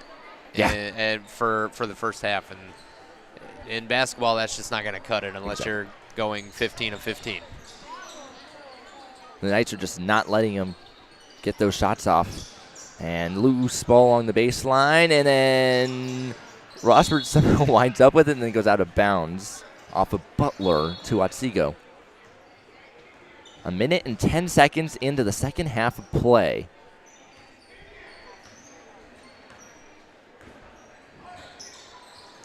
There they go again with that quick double team up high. Rossford did get a deflection, but it goes out of bounds, ball going to the Knights. Crowd filling in ahead of this varsity game. I didn't really notice till you said something. Yeah, it really is full over here. Less and less space by the minute. Yeah. So that means get here if you're going to see the game at. Yeah. At least get here if you want a good seat. Yes. Toby Powell passing around. The varsity team off to a 5-0 start. And Powell get it out. Hutton just launches up that 3. Can you blame him? He had a lot of space on it, but it's no good. His 3rd missed shot of the evening. 5 of 8 he is. That was an interesting pass. No look there. Yeah, it was.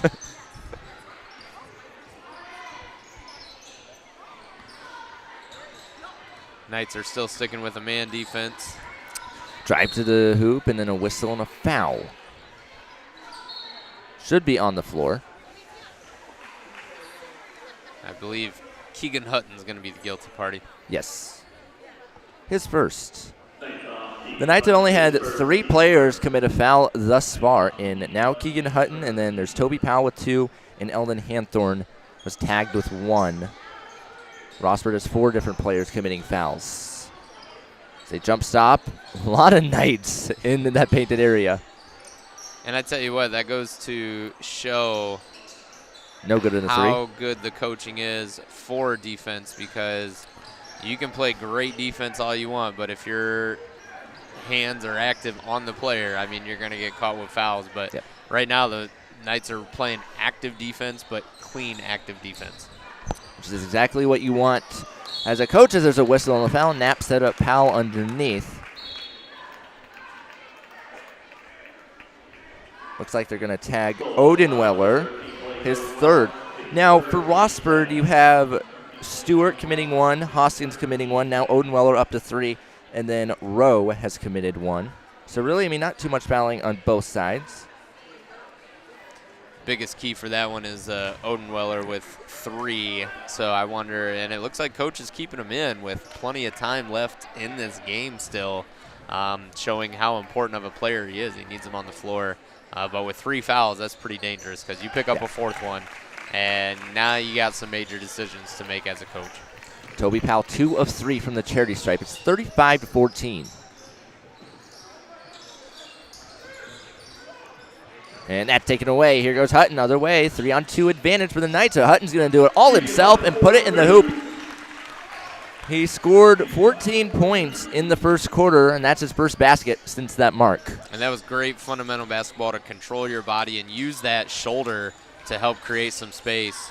And then intercepted. 2-on-2. Other side, Hutton's just going to take it himself again, and then he'll be fouled going up. A little bit of disagreement by Colton Hoskins, but he'll be tagged with his second foul. That's the second time Hutton's had a breakaway and then got fouled going up with it.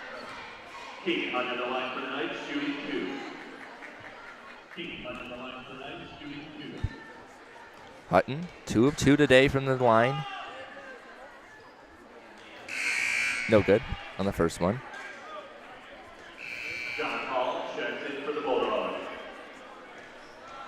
3 minutes, 39 seconds on the third quarter timer. Shot 2 is good for the junior.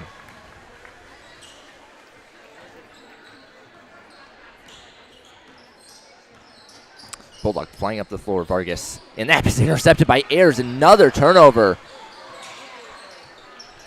Now Hutton, and oh, what a move. Drive to the hoop and a whistle and a foul. He like double hesitated there and drew the foul. Yeah, he tried to get the defenders to fly by, but they were just going to swat at anything that was available, and kind of smacked him upside the head there. Probably could have been talked about as an intentional, because sometimes when you just go for the swat, you got to make a play on the ball, and it appears that they did, as long as if you can justify that. But to swing hard and hit a body part, that really can cause an official to think about their call for a minute. Second shot is good.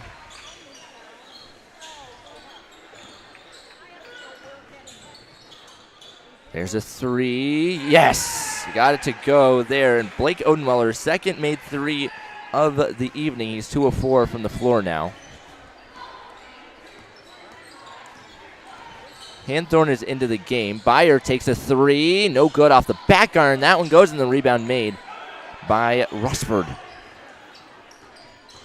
And I think that was the first time all night I have not seen a Knight go after the offensive rebound there.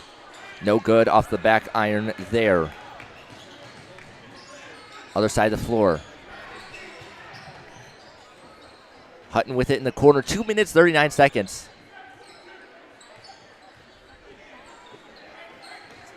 Knapp drives, stops at the elbow, gets out to Byer. Now to the corner, there's a Toby Powell 3, no good off the front iron. Then Knapp makes the rebound and then goes up with it, and no good with him. Hanthorn the rebound, and then he'll put it in.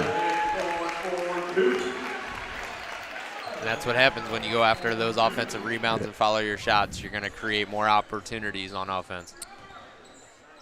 Now you do wonder, do your players that are also listed on the varsity roster not play at all in the fourth quarter, especially with this big 41-17 lead? Correct. I think you definitely got to consider that. But then again, it just depends on the game plan. Powell just took it away from Turnick, and then on the other side of the floor, Knapp is going to put it in the basket. Good left-hand finish. 11 points for Brayton Knapp, the sophomore. Double step move, and then that rattles in. Vinny Butler, his second basket of the night. 4 points in total.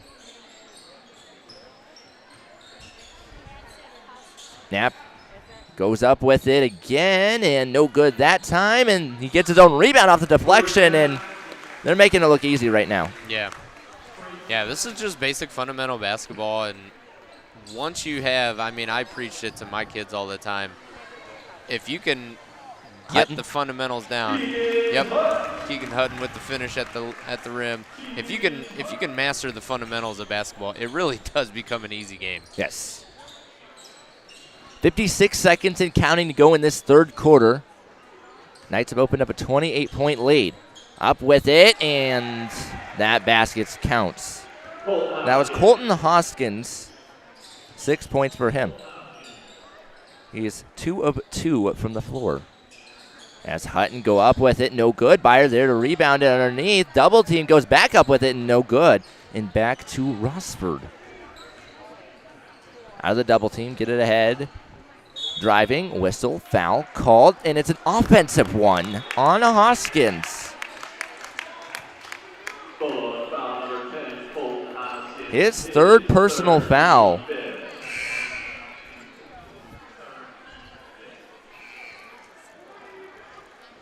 That was interesting.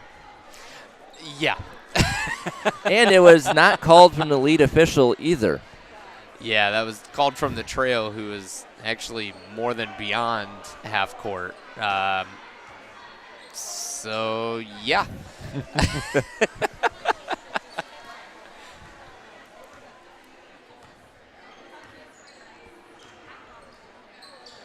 Aiden Williams just back into the game with 15 seconds to go. Ayers also just re-entered. Knapp take a deep three. No good off the front iron. Williams the rebound, and he's going to dribble, get it ahead to Ayers, who finds Knapp, who takes another three, and splash! Made it from the wing. What a quarter for the Knights. I feel like I use that line after every single quarter today for Otsego, even stretching back to the freshman game. It's just been pure domination so far. I mean, if it's true, keep saying it, right? You're not saying anything that hasn't happened, and the Knights really are hitting on all cylinders, both in the freshman game and now the JV game.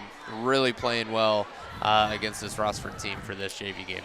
We're going to take a quick break and come right back to Otsego TV in this triple header.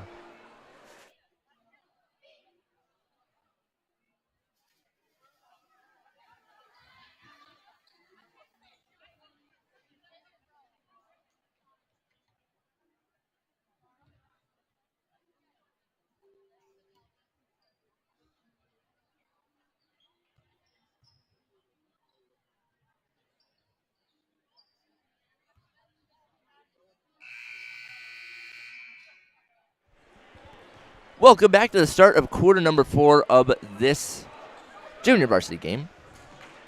The only starter on the floor for the Knights right now is Gordon Ayers. Martin, Koch, Serrato, and Hartman in. Now, Rossford will start with it. In the first quarter, the Knights scored 21, second 13, and the third 16 to Rossford 5 in the first, 7 in the second, and then 9 in the third. Apparently, we either go up by ones per quarter or twos. Yeah. At least one of the teams. And, Caden, your prediction was correct. I'm looking over at the Knights bench, and some players went in to dress for that varsity game. So, Caden, I don't promote gambling, but I think at this point, just go play the lottery, man. You've been on it tonight. I am technically old enough, I think. As there's a jump ball. So what you just told the audience is, yeah, I've thought about it. We do not promote gambling on this broadcast. No, 50 to 21. It's splash. Monty Martin. 53-21. And we're at a 32-point lead at this point, and 3 more points from the Knights will cause a running clock here to get to that 35-point threshold. Next milestone for the game, at least. Hartman up with it. Good. What a pass. What a cut. If you're enjoying this broadcast, please like it on our YouTube. Just had to put that out there. There's a 3, and that's no good. An air ball. Koch the other way, and his pass goes by Martin out of bounds into the pep band. Now, since the first few games, you can sort of see it on camera, but they blocked off the first row of the student section. Did they really? Okay. Is there a reason for that?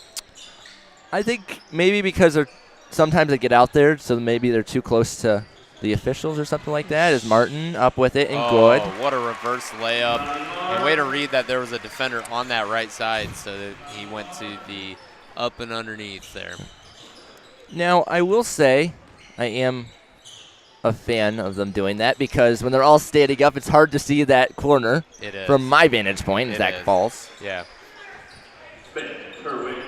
Well, and I tell you what, as an official, you kind of get nervous with having those kids down there in that first row because when you're inbounding the ball, I've actually had this happen where a kid tried to trip another player.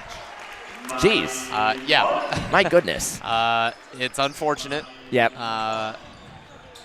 But I have seen it happen, and it just creates more safety problems for the players on the court, so to get them back away is kind of nice to see. There's a 3 for Hartman off the back iron and no good. And back the other way. Yeah, I mean, I can see exactly why they did it. And, some gyms, the bleachers go closer to the court than others as that's blocked away by Hartman. But get it back and then tip drill and back to the Knights. Fast break, Koch to the hoop, and he's just going to lay it in. Snuck over the front iron. 5 points for him.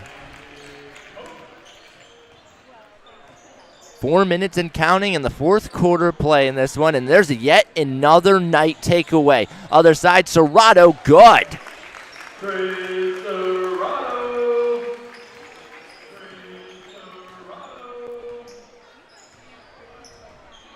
Knights lead this one by 40, and no good. We were just quickly talking about a 35-point lead, and here they went from 32 to 40, just like that, Caden. Rossford also digging a little deeper into their bench. Fisher out there for the first time. So is Turnwick, Benjamin. Rowe winds up with that. Up with it, whistle, foul. Clock continues to roll because of the running clock. McConaughey will go to the line to shoot for 2.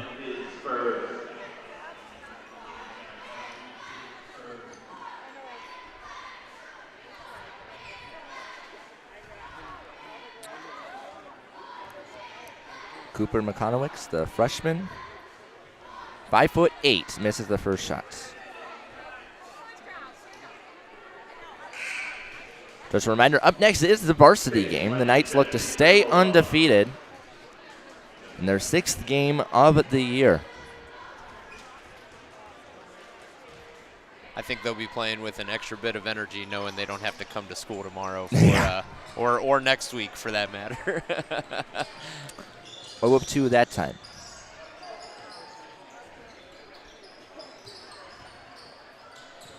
And, take it away. Fisher, other side, all alone. No good on his shot. And Koch winds up with a rebound. And then Martin had it poked away. And that's intercepted. And now foul. I will say I had a little bit extra energy this week, too, because my BG classes ended on Thursday. Did they really? Not yesterday, Thursday, but 8 days ago. Week. Yep. Yeah, awesome. How's it feel to be done for the semester? Good, good, good. Yeah. Off until the 13th of January, class-wise. Oh, wow. Very good. It's a nice little break for you as we get another steal by the Knights running the floor. With Williams. Under 90 seconds in this one. Focusing on broadcasting a lot. Even more so. Sure. There's no good. That was Martin's first missed shot of the game, by the way. He was 3 of 3 prior to that. Wow. And the Knights look like they're just going to pass it back and forth, back and forth. Oh, nope. Take a three. Splash. Hanthorn's like, well, if you're going to leave me that wide open, I guess I kind of have to take that. That almost looked like a situation like, I don't want to shoot it, you shoot Yeah, it. right. I don't want to shoot it, you shoot it. And Eldon's like, all right, I'll shoot it. Loose ball, get it ahead, Monty Martin, and keep that foot on the accelerator. 68-23. When's the last time you saw a junior varsity team almost score 70 points? They still could break that threshold. Yeah, I'll be honest, I don't know. Actually, you know what? Nope. I take that back.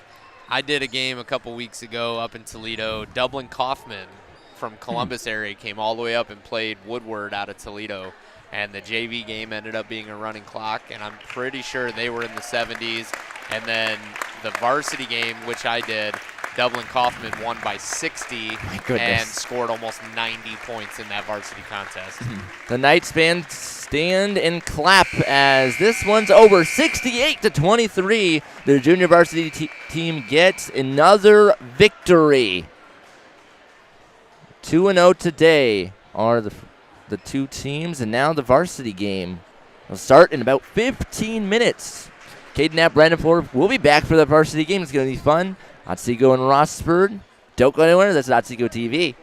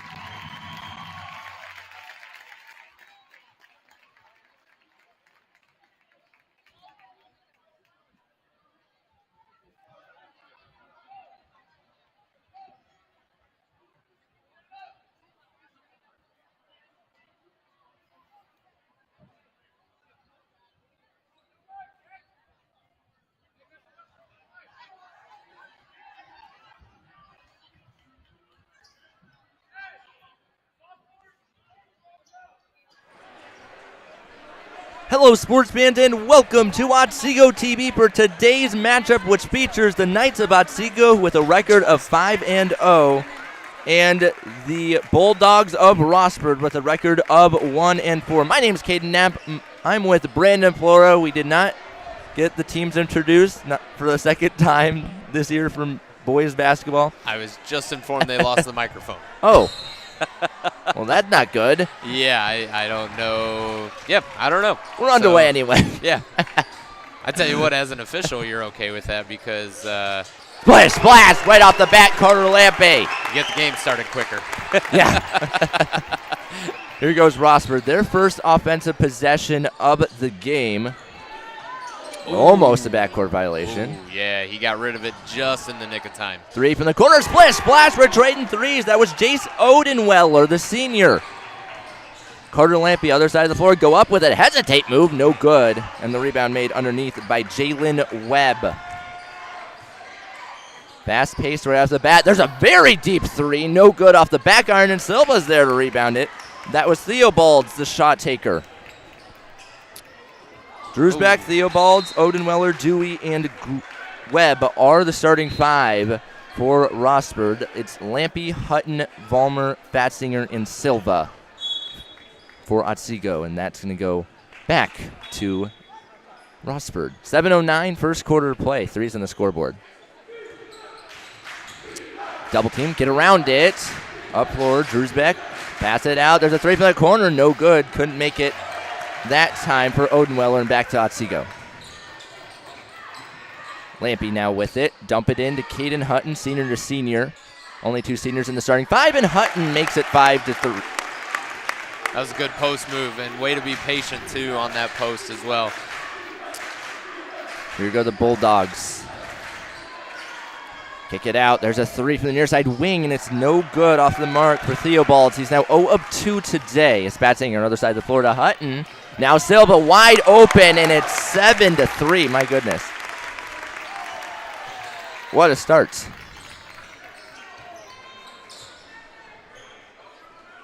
Down floor, passing it back and forth. Now up to the hoop, and yes, that's going to fall. That was Dewey, the senior. Rossford has 1 freshman in their starting 5, 2 sophomores, and then 2 seniors. The Knights, 1 freshman, 2 juniors, and 2 seniors. The Knights actually only have 2 sophomores listed on their varsity roster, and Brayton Knapp and Mason Creamer. Jackson Fulmer, kick it out to Fatzinger, the freshman. Lone freshman on the varsity team for Otsego, spinning around to Silva. Now, an interesting thing to note is the Knights have allowed 231 points this year. Guess how many points Rossford scored this year? 231? Yes. That goes out of bounds. Don't know how that happened. I mean, both teams played 5 games. The Knights 3-0 in the NBC. Rossford 1-2. By the way, the average is out to 46.2. Oh, wow. There's a 3, no good. Of points allowed, you mean? Points allowed, and that's good. Points allowed for Otsego, points scored for Rossford.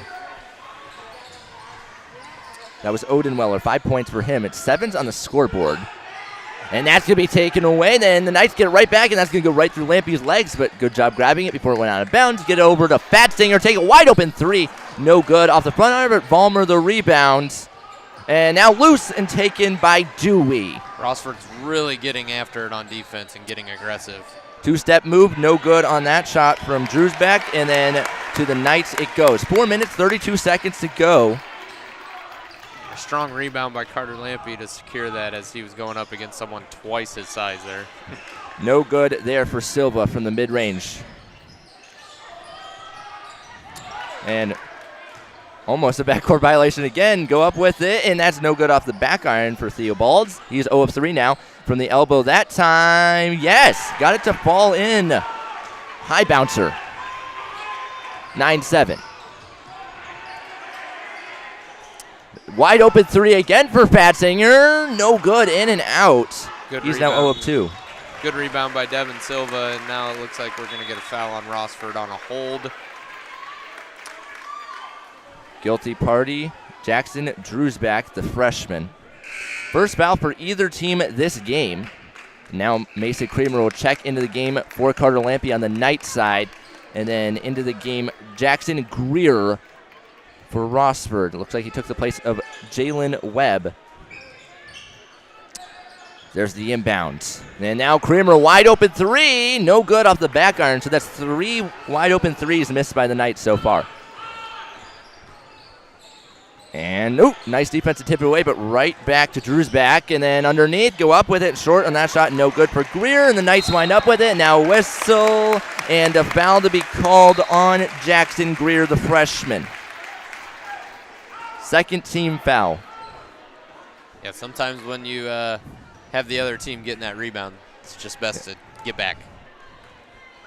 Forcing the ref to make a decision there at that point. Rossford does have the possession arrow in their favor. Silva spinning around, makes a move to the hoop, go up with it, and ties the game. And that's how Otsego is going to have to play this game tonight. They're going to have to play the inside-outside game. And right now, the inside game is really working well for them.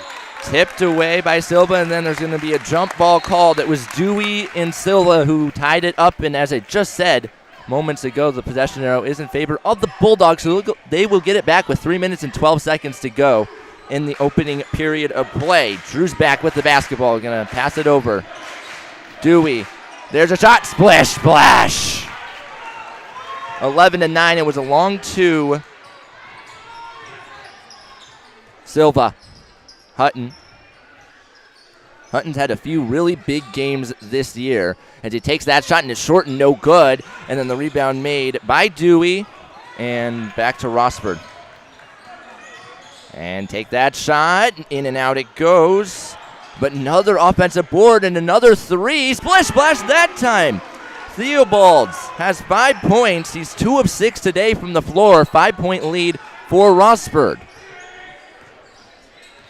And then Silva will be fouled again. This time it'll be Theobalds, the sophomore, the guilty party.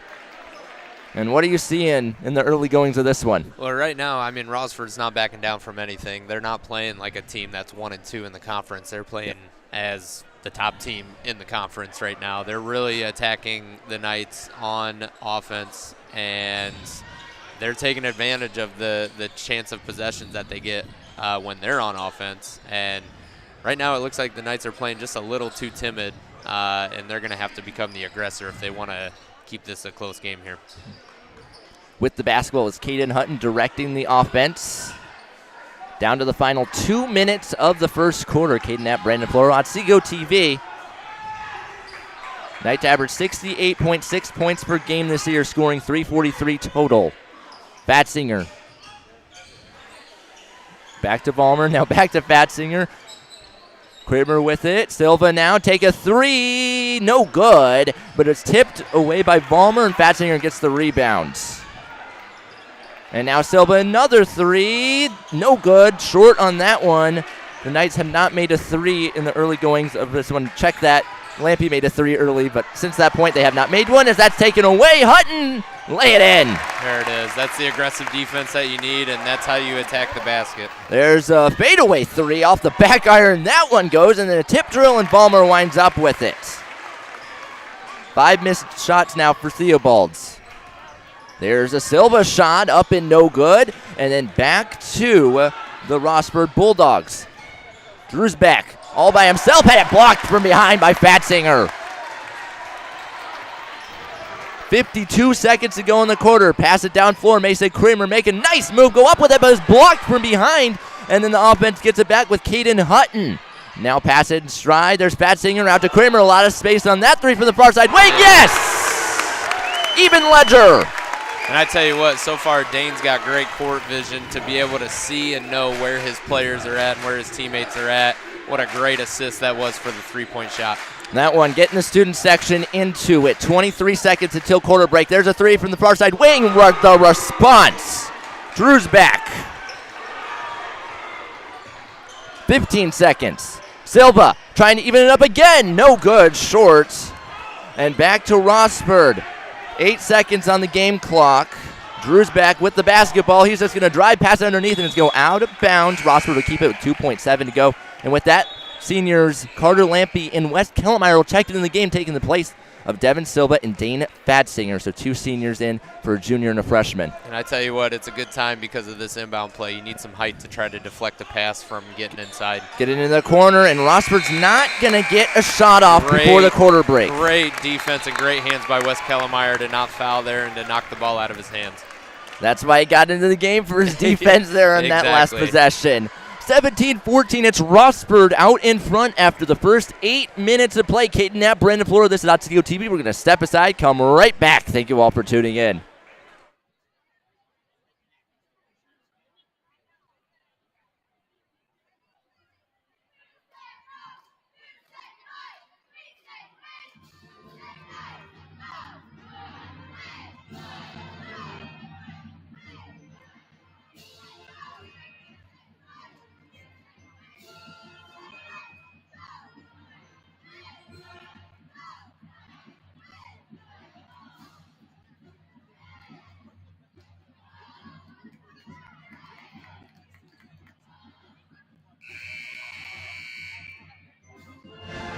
Welcome back to the start of quarter number 2. It's 17-14 in favor of Rossford. Caden Knapp, Brandon Florman, what do you think needs to be done for the Knights to change this thing? Well, right now they just showed what they need to do. They need to space the floor, and honestly, they really are settling into their offense, but they're being too patient. They are known for being aggressive on offense right now, and they really need to get back to being that aggressive team. And so that's where I think they need to be. That's going to go out of bounds to Rossford. Now, Wes Kellemeyer into the game still. Made a good defensive play at the end of the first. Drew's back, passing it over, and that's tipped to take it away. Fast break, Lampy ahead to Hutton, and he's just going to lay it in. 6 points for the senior. And great job by Carter to see that all the way across the court and feed Caden. 3 from the far side corner, yes! Second 3 today for Jace Odenweller. 4-point differential on the scoreboard. Pivoting around, Caden Hutton backing away. 40 seconds into the second quarter, Carter Lampy through a defender. Wessel foul offensive. Lampy the guilty party, committing the team's first foul of the game. Yeah, the defender for Rossford just happened to be sitting there. He knew what was going to happen, and he was just waiting for that and absorbed the contact. It was Jackson Greer just sitting there underneath. There's a pull-up jumper, no good, in and out that time for Dewey, and back the other way for Otsego.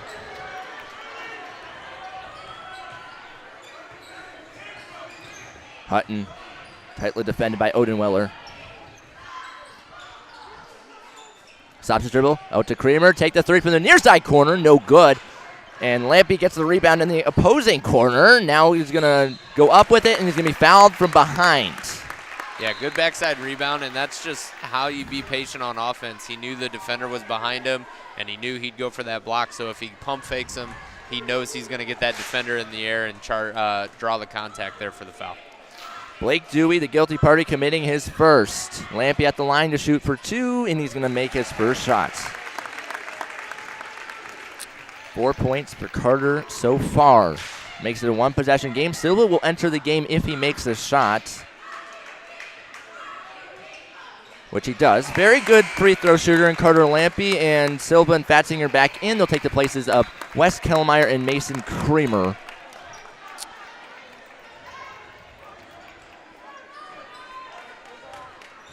So, an exchange between upperclassmen and underclassmen. As that's loose. And on the ground, whistle and a timeout called by Jonathan Reitz of Rossford. 20-18, 6:34 to go in the second quarter of play. We're going to step aside, come right back to Otsego TV.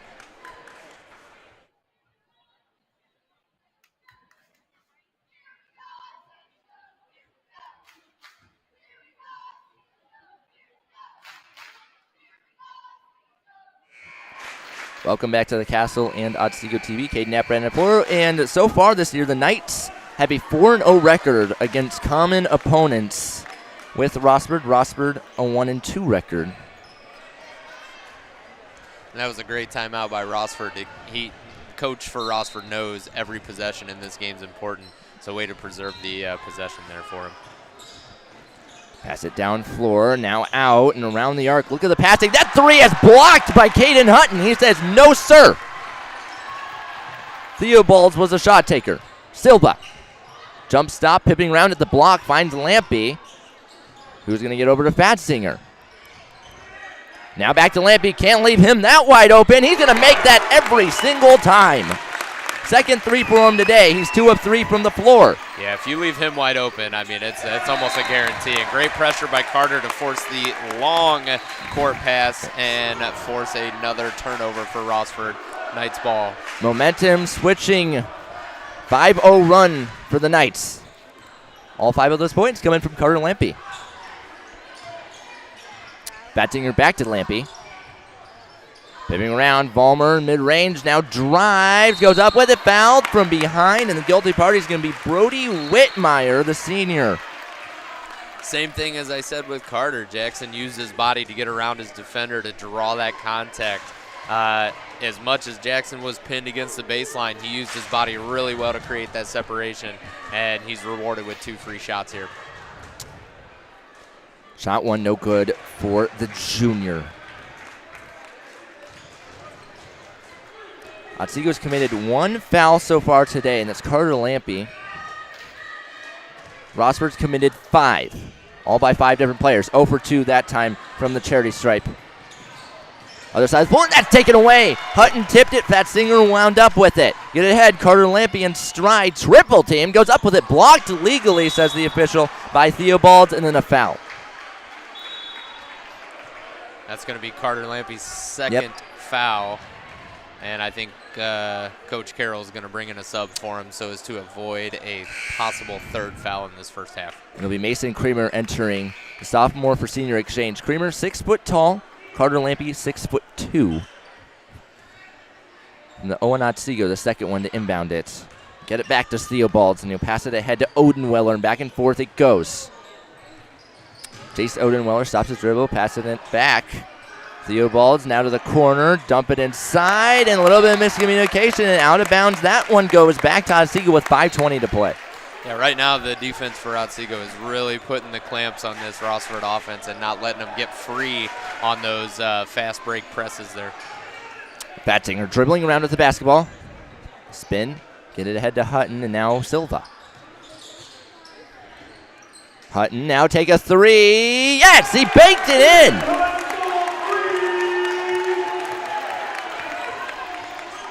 Nine points for Hutton, and there's a takeaway by Silva. Other side of the floor, go up with it, and good. The Knights were just down by 4, by the way. Now they're on a 10-0 run. And as I said, the Knights are going to have to become the aggressive team this quarter if they want to get back into it, and sure enough, it's paid off. Another takeaway, breakaway. Hutton, lay it in again. My goodness, what a stretch. 28-20. You blink your eyes, and then all of a sudden, it's a 3-possession game. Yeah, absolutely. This is really becoming, the Knights style of basketball. I know Coach Carroll is happy right now because this is the style of basketball he wants to play. He wants to play aggressive defense. He wants to get those fast break, easy points, and this has proven to be, the style of basketball that has propelled Otsego to be 4-0 in the league. Rossford down to 3 timeouts. The Knights still have all 5 of theirs. And those timeouts are going to become important if this lead doesn't grow even further. Rossford's going to need those timeouts in the second half. But right now, this is almost a flip of the script from the first quarter. Rossford was that aggressive team, showing they're not going to back down from these Knights. And the Knights have flipped the script on them and said, hey, we're 4-0 for a reason. We're going to show you why. By the way, this is the furthest the Knights have gone into the season undefeated since 2009 and 2010. Yeah, you did say that stat right before we got on the air for this one, and that's, I love history, so I love seeing back, and so my first inkling was to go up to the banner there and see when the last league title was, and that was 2013, and so this year's looking like a pretty good possibility. Yes. The 5-0 Knights ranked 13 in the 4th division. There's another takeaway, another fast break, and this time Hutton slams it down. And Caden knew exactly what he wanted to do on that one. 2 steps and threw it down, and man, was he jacked for that one. No good on that 3. Theobald's the shot taker. Other side, Hutton, dribble, pass, Silva, 3, no, short, but Vollmer there to rebound it. Silva is 3 of 9 today from the floor. There's a Hutton 3. Yes! My goodness. He says, I can take it inside and I can also take it outside. He's having some fun out there tonight. 13-point differential on the scoreboard. There's a double team. They pass it to the corner, drive to the hoop, and make a move whistle and a foul, and the bucket counts for Blake Dewey.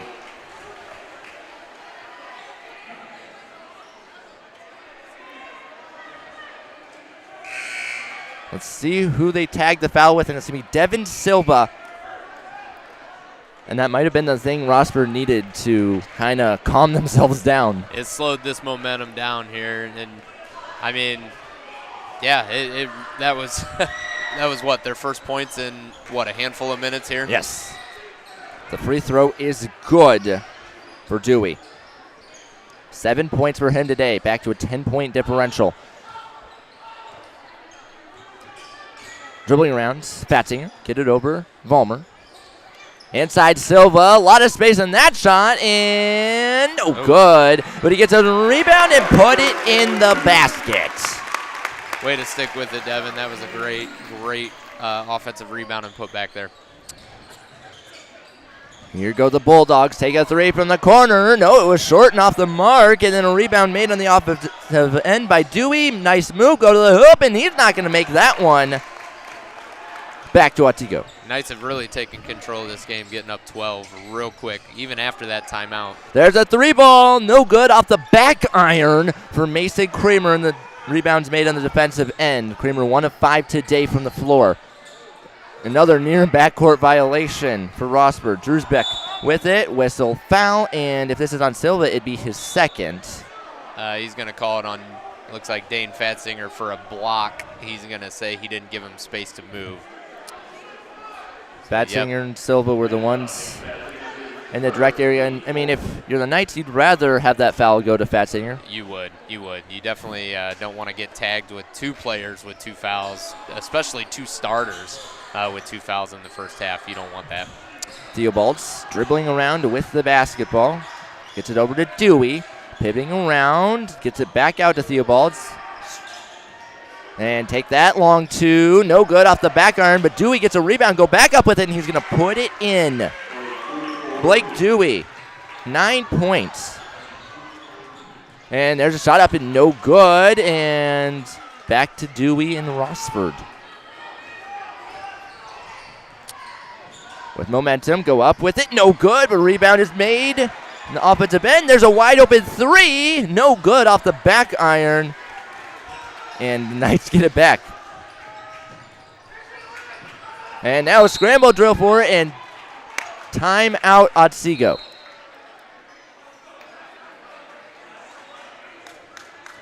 Good timeout by Coach Carroll.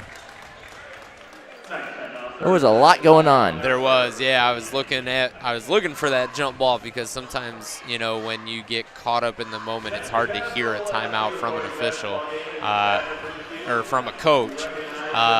And so I was waiting to see if they were going to call that jump ball, but they quickly gave him the timeout there. It was just a quick timeout with 1:44 to go in the second quarter. My, oh my, how things have changed. The Knights scoring over 20 points in this period to Rossford's 8. Yeah, that'll win you some games right there if you can outscore your opponents more than 2-1 in a quarter. Vollmer to inbound it right in front of the Rossford bench. Gets it into the backcourt with Dane Fatzinger crossing the midcourt stripe. Mason Kramer. Now to Hutton. 90 seconds to go. Looks like the Knights are trying to work it inside, and there it is. Whistle foul, count the buckets. Hutton again.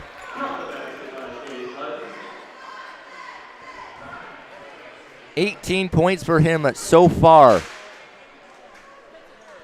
We'll go to the line to shoot one. And he made it. Hutton's just missed 2 shots as well. He's 8 of 10, 80%. Wow, 80%, yeah, that's a great night. Loose ball. Rossford gets it back, go up with it. No good that time for Matthews, the freshman. 0 of 2 for him so far. 65 seconds till intermission. To the corner. Hutton. I thought he was about to spot up in that corner right there. I did as well. 53 seconds. Silva. Triple team. Trying to get it out of there. He's now going to launch up a shot. No good. Rebound made in the offensive end. And my goodness, that's Jackson Vollmer who made that shot. Jackson Vollmer is going to be all in that paint tonight, getting those rebounds. And it proved well to get an offensive rebound there and do some dirty work and get rewarded with 2 points. A lot of space on that three. It was no good for Odenweller, and then a tip drill and a whistle and a foul on the Knights of Otsego.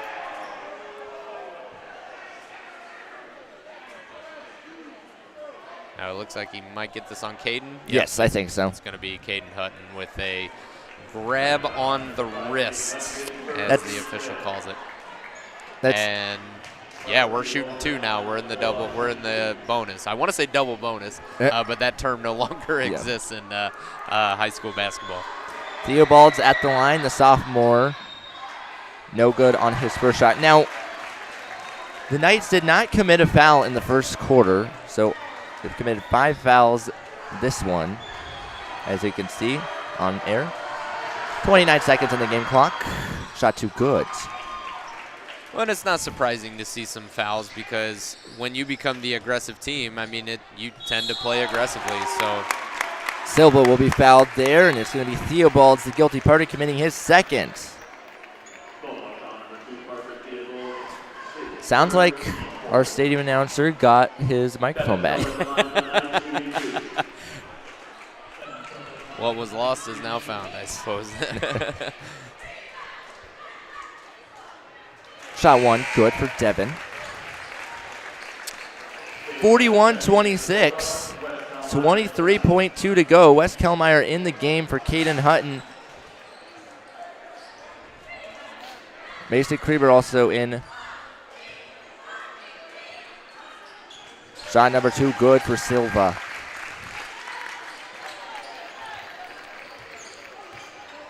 I think we're going to see Rossford try to hold for one last possession so as not to give the Knights a chance to extend this score one more. And out of bounds, threw it away. That's not going to happen. 12.5 to play. So now it's the Knights' turn to hold possession for one more. Now Hutton will enter the game for Kellmeyer. Definitely an offensive move by Coach Carroll. Yeah, try to get one last bucket, try to extend this lead to 19, if not 20 points before the half is over. Batzinger goes around the defender, get it out. There's a 3, in and out it goes, but an offensive board is made. Go up with it, yes! And that will bring us to the conclusion of a second quarter that was absolutely dominated by the Knights. They did not like going down by 3 after 1. No, and correct me if I'm wrong, Caden, was that a 30-point quarter for the Knights? Yes, it was. Man, you 3-0. Let me tell you what, a tale of 2 quarters so far is what this game could be called. 17-14 going into that second quarter, and now the Knights outscored them. Was that 30-8? Is that correct? Yes. Wow, what a turnaround.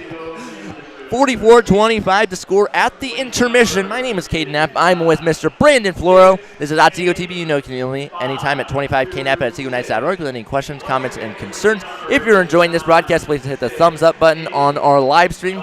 We'll be back in about 9 minutes to get half number 2 of this varsity game underway.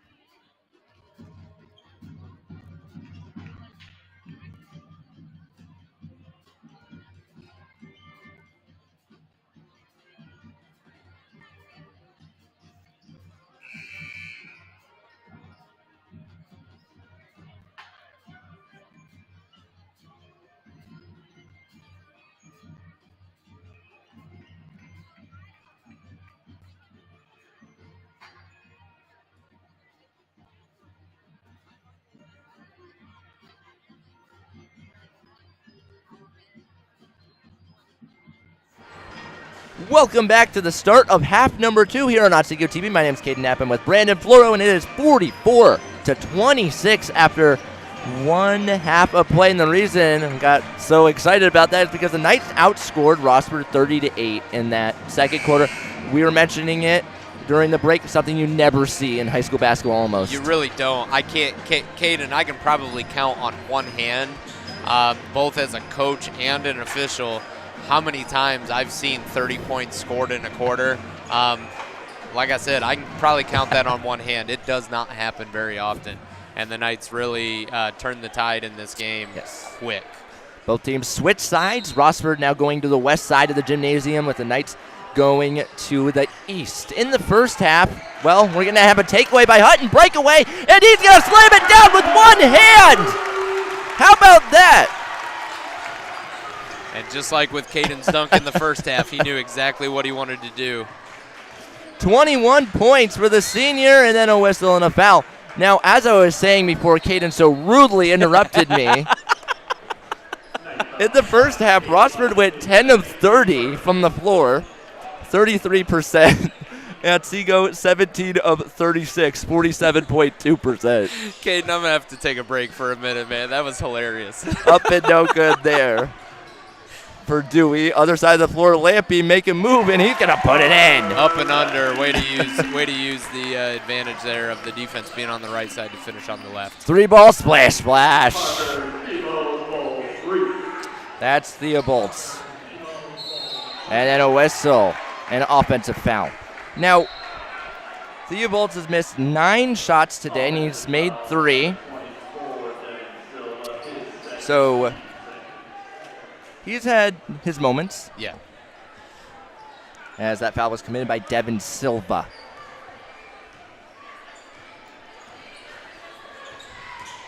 His second, up with it, and good off the glass by Theobald's.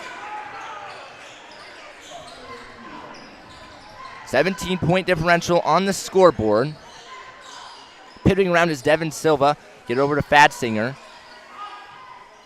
Now Lampy take a 3 from the far side wing. No good off the back iron. The rebound's made by Webb. Now, yeah, like I was saying, there's just a lot of shots in that first half of play. Yeah. A combined 66. Woo. As that goes out of bounds. Yeah, eventually the ball's going to go in at some point if you're shooting 66 times. And there really hasn't been that many free throws either. No, there has not. There's been a lot of clean basketball, especially that first quarter. Second quarter, we saw a little bit more uptick in the aggression. But, yeah, you're right. There haven't been many. Odenweller took it away, and then a whistle and a foul. This is an offensive foul, I think, is what I saw the official signaling. Yep. He's saying he used his forearm to create space, and that's probably the easiest call you can make as an official because it's clear as day when you use that arm to create space. Odenweller's first, just as you were saying how pretty much clean this game has been as well. Yeah. See, you've been the one that's been on point with all your predictions, and I guess I just jinx it. As there's another foul. This one will go against Rossford again. It's Theobald's. Now, that is his 3rd foul, so he's in a bit of foul trouble, and he'll exit the game for Carter Matthews.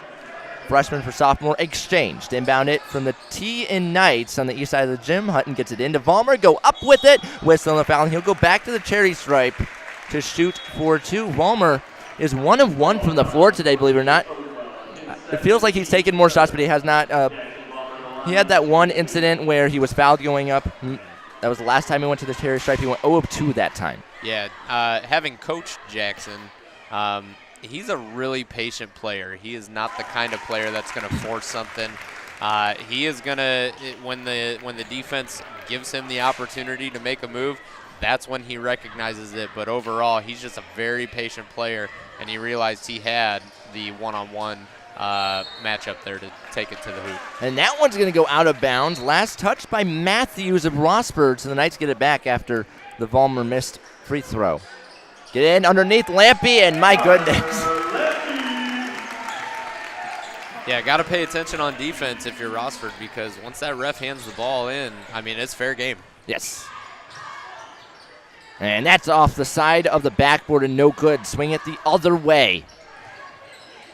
Here go Knights, and that's tipped around and taken by Webb. Oh, and then a steal back and a putback. He says, not today.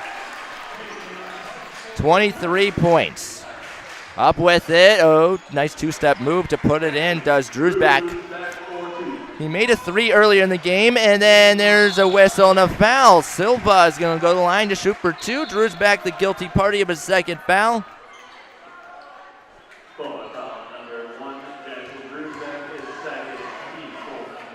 So already 4 fouls committed by Rossford. Silva, 2 of 2 today from the charity stripe. Misses his first one. Now Toby Powell, the freshman, will check into the game for the Knights. He's now wearing number 20 because why not, I guess. There's no one else wearing number 14.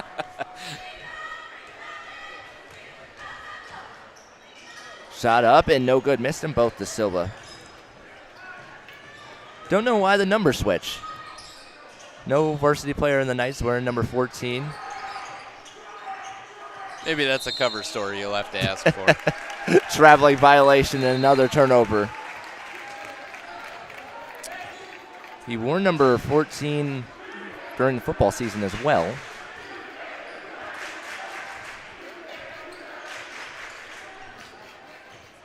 Tell you what, right now the Knights really have a size advantage with Carter, Caden, Toby, and Devin all out there. That's a lot of size to cover if you're defense.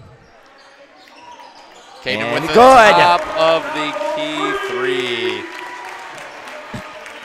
Hutton just keeps adding to his scoring total up to 27. Double team, get it out. There's a 3 from the far side corner, splash. Odenweller. He's made 3 threes today, 4 total shots. And now Silva, nice move to the hoop, go up and under, no good, and then kick it out. Hutton, take another 3. Yes! He has a 30-point game again. You can tell when a player's in the zone, and right now Caden's just feeling it in all facets of the game right now. And then pass it away out of bounds. He really is. We're almost halfway through. Now, no one in the arena other than this person with the scorebook and us two know that Hutton has 30 points because our scoreboard shows 27 for him. Oh, really? They're missing a basket. And they probably, yeah.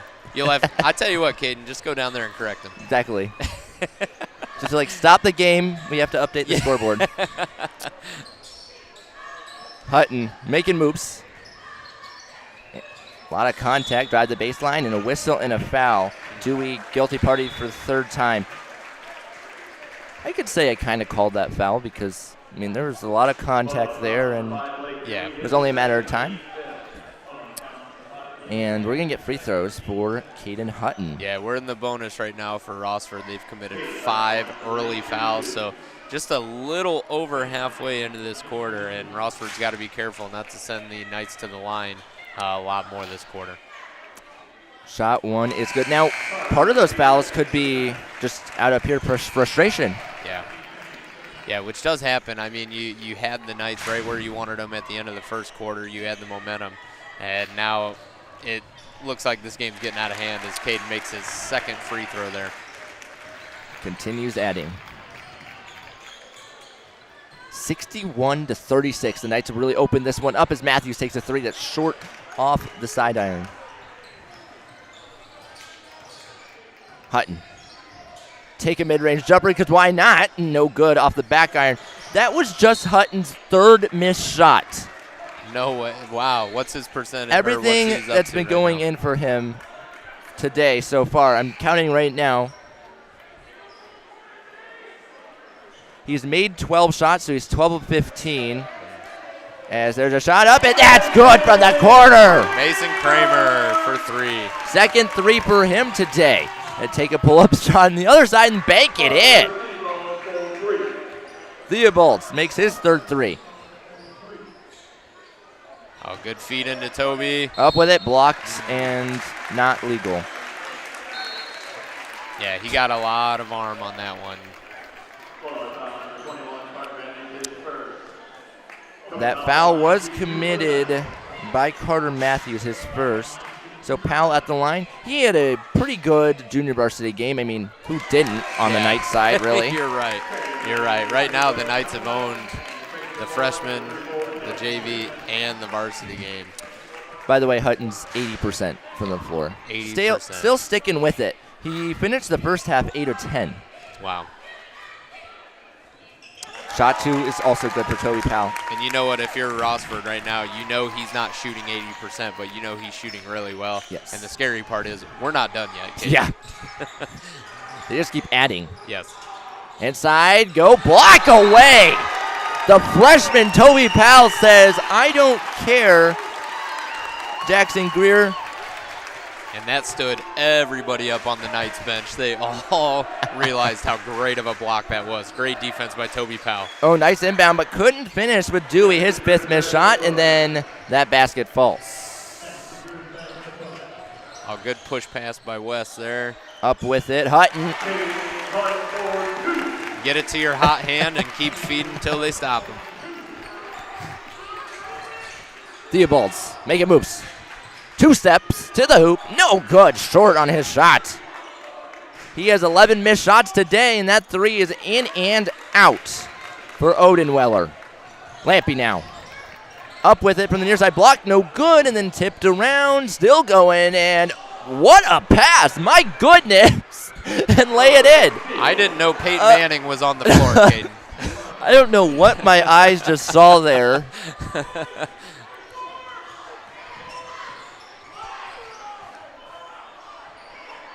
Rossford definitely not shying away. The student section is wanting Caden to shoot from out there.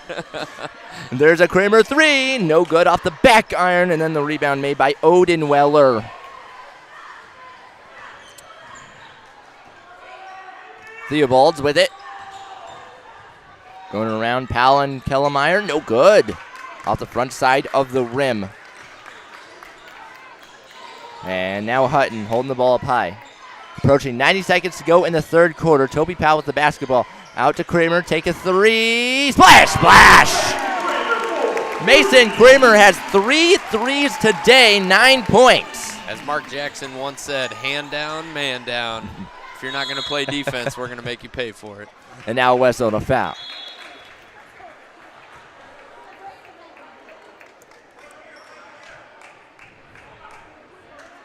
The Knights still teetering around that 50% shooting percentage for today. I don't have enough time to go over all the tallies at the moment.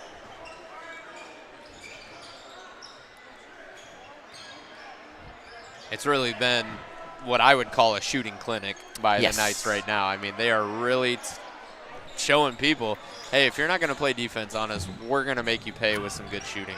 And really, I mean, for Rossford, they've been launching up a ton of shots as well. It's just theirs have not gone in because they've been a lot higher contested. Yes, they have been. Yeah, the Knights are really clamping down on defense. Powell 3, splash, splash! 5 points for the freshman. 35 seconds. It's almost as if the Knights are standing on the beach just throwing the ball into the ocean. They literally cannot miss right now. Up with it, and that's going to fall by Greer. And now West on a double dribble by Kellemeyer. 22.1 to go. Dare I say this, Caden? It's 74 points, and we still have 8 more minutes of basketball left. Dare I say we see 90 out of the Knights going into the fourth quarter? I could see it. I thought you were going to say 100 for a second. As there's a 3, no good. Well, let's not get too crazy here. The highly contested 3, no good. Let's see if that. Oh, and that will bring us to the conclusion. Are you going to charge that one to Caden? He did throw a one-handed Hail Mary pass. You know, you called me a perfectionist earlier, and it's a shot, guys. I'm sorry for you at home. That's his 5th missed shot of the game. Now, I'm sure the last thing on his mind is, how many shots have I missed? If I miss this, will I go down under a certain percentage? I guarantee he knows how many points he has. I also guarantee he does not know how many shots or what his shooting percentage is at the moment. 74-45. We're going to take a quick break and come right back to Otsego TV. Caden Knapp, Brandon Floro.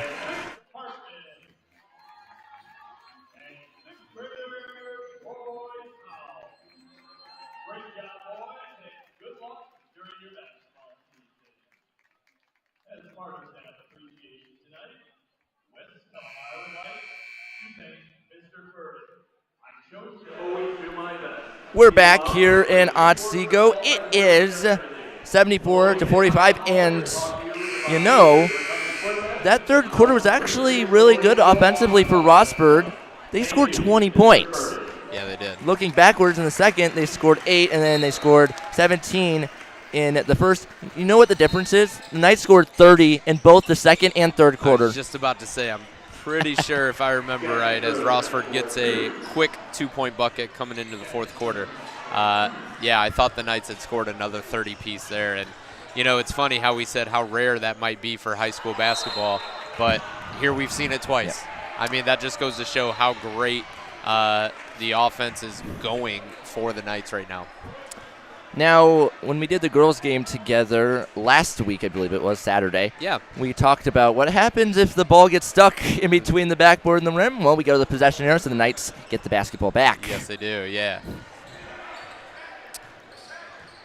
Hutton. Spin move. Yes. He said, I'm going to make up for that missed shot I just had. Yeah. That Hail Mary of a missed shot. Now, his brother Keegan Hutton actually hit a half-court buzzer beater last year in the junior varsity game. Yes, he did. I remember that. And part of me feels like I was the one reffing that game, too, because I did ref a couple games for the Knights last year doing the freshman JV boys. I can't remember. You might have been. I can't remember if that was the game or not. Oh, good cut by Toby Powell. Foul.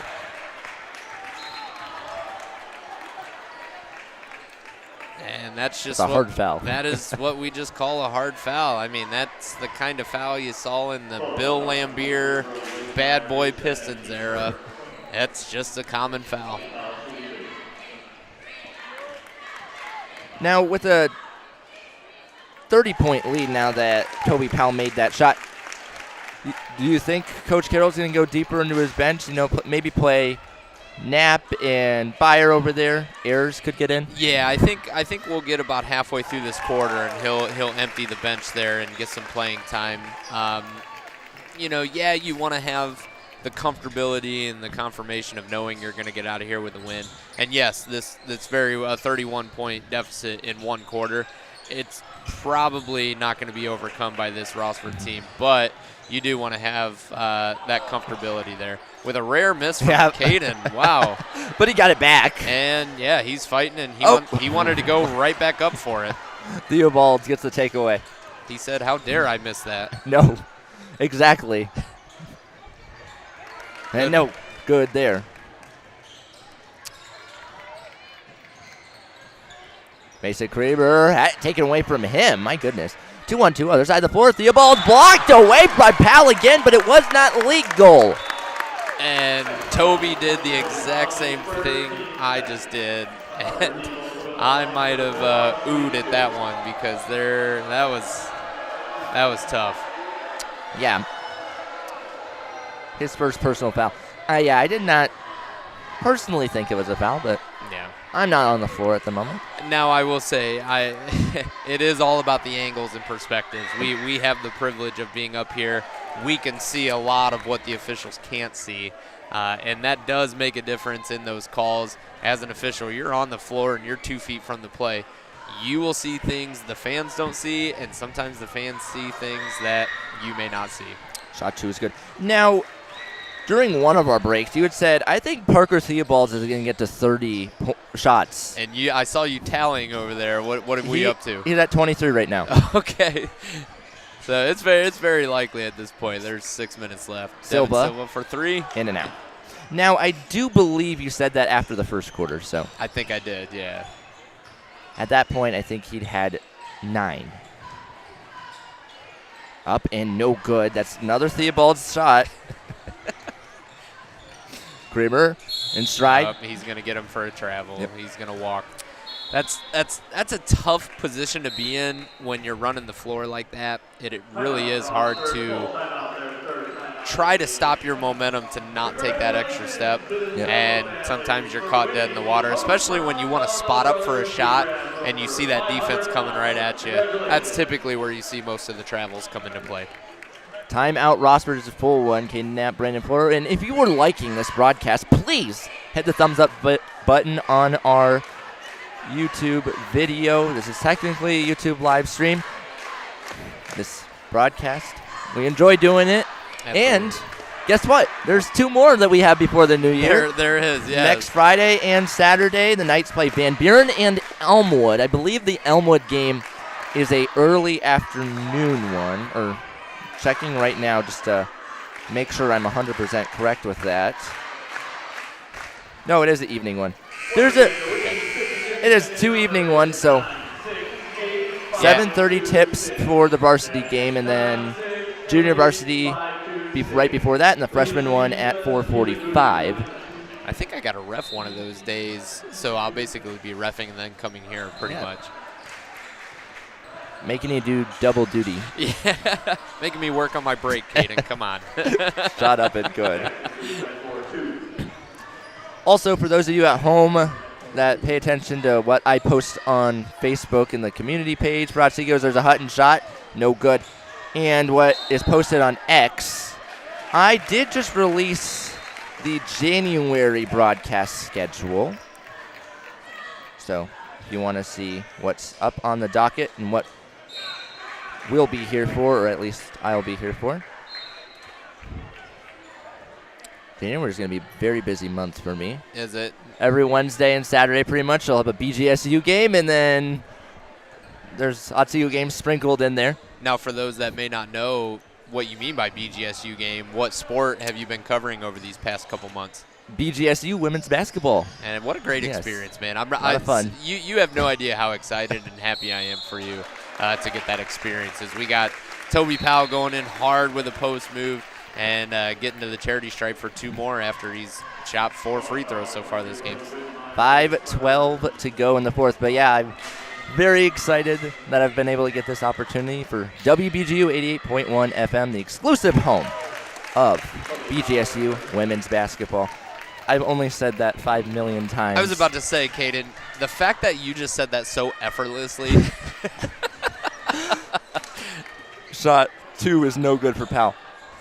Same with Juniper Brewing Company ads. Got him down. Out of bounds. Now, have you ever been to Juniper Brewing before? I hear they have great food.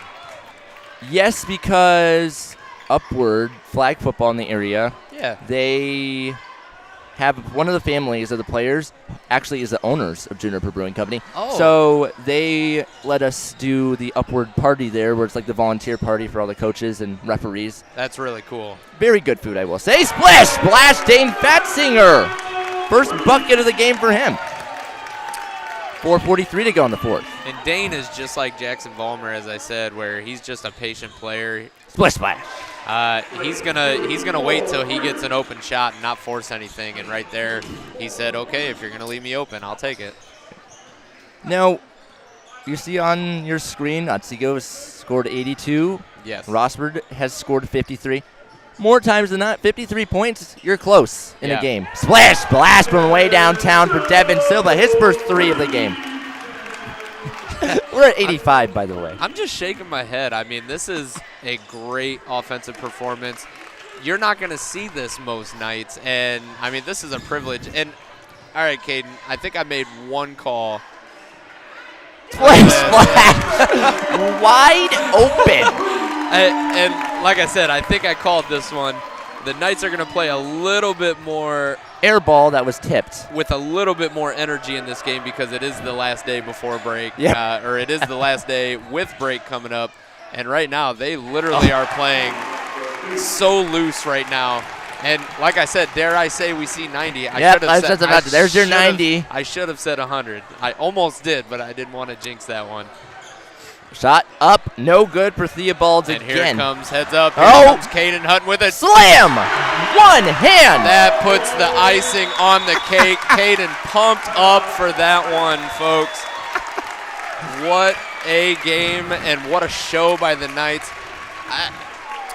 I'm speechless, Caden. I really am. Caden Hutton's freshman year, he was 5'11". He is now 6'4", same height as me. And I'm stuck at 5'7".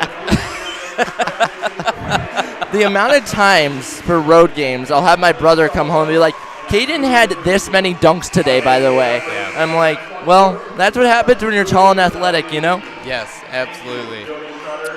And I mean, there's not a single player on the floor for the Knights right now that just isn't playing within the flow of game. They're all playing so well together. This is a very well group that has meshed together to have the one common goal, and that's to play for the team. Doesn't matter who's scoring. I mean, honestly, Caden, I'm glad I'm not in your shoes with counting up all these stats because you're a busy man over there. I'm looking over. There's literally nothing but purple on his sheet right now. That's the color of the pen I chose today. Only one I had in my bag, so I was like, okay. Well, see, now I'm gonna call you out. You can't change it at this point. You can't change that pen. It's the pen now. I might run out of ink, though. And here we are seeing the bench come into play. Brayton Knapp, Bryce Byer, Wes Kellemeyer, Keegan Hutton, and Gordon Ayers. Now, Gordon Ayers is the only player on the floor that's not wearing the updated jerseys.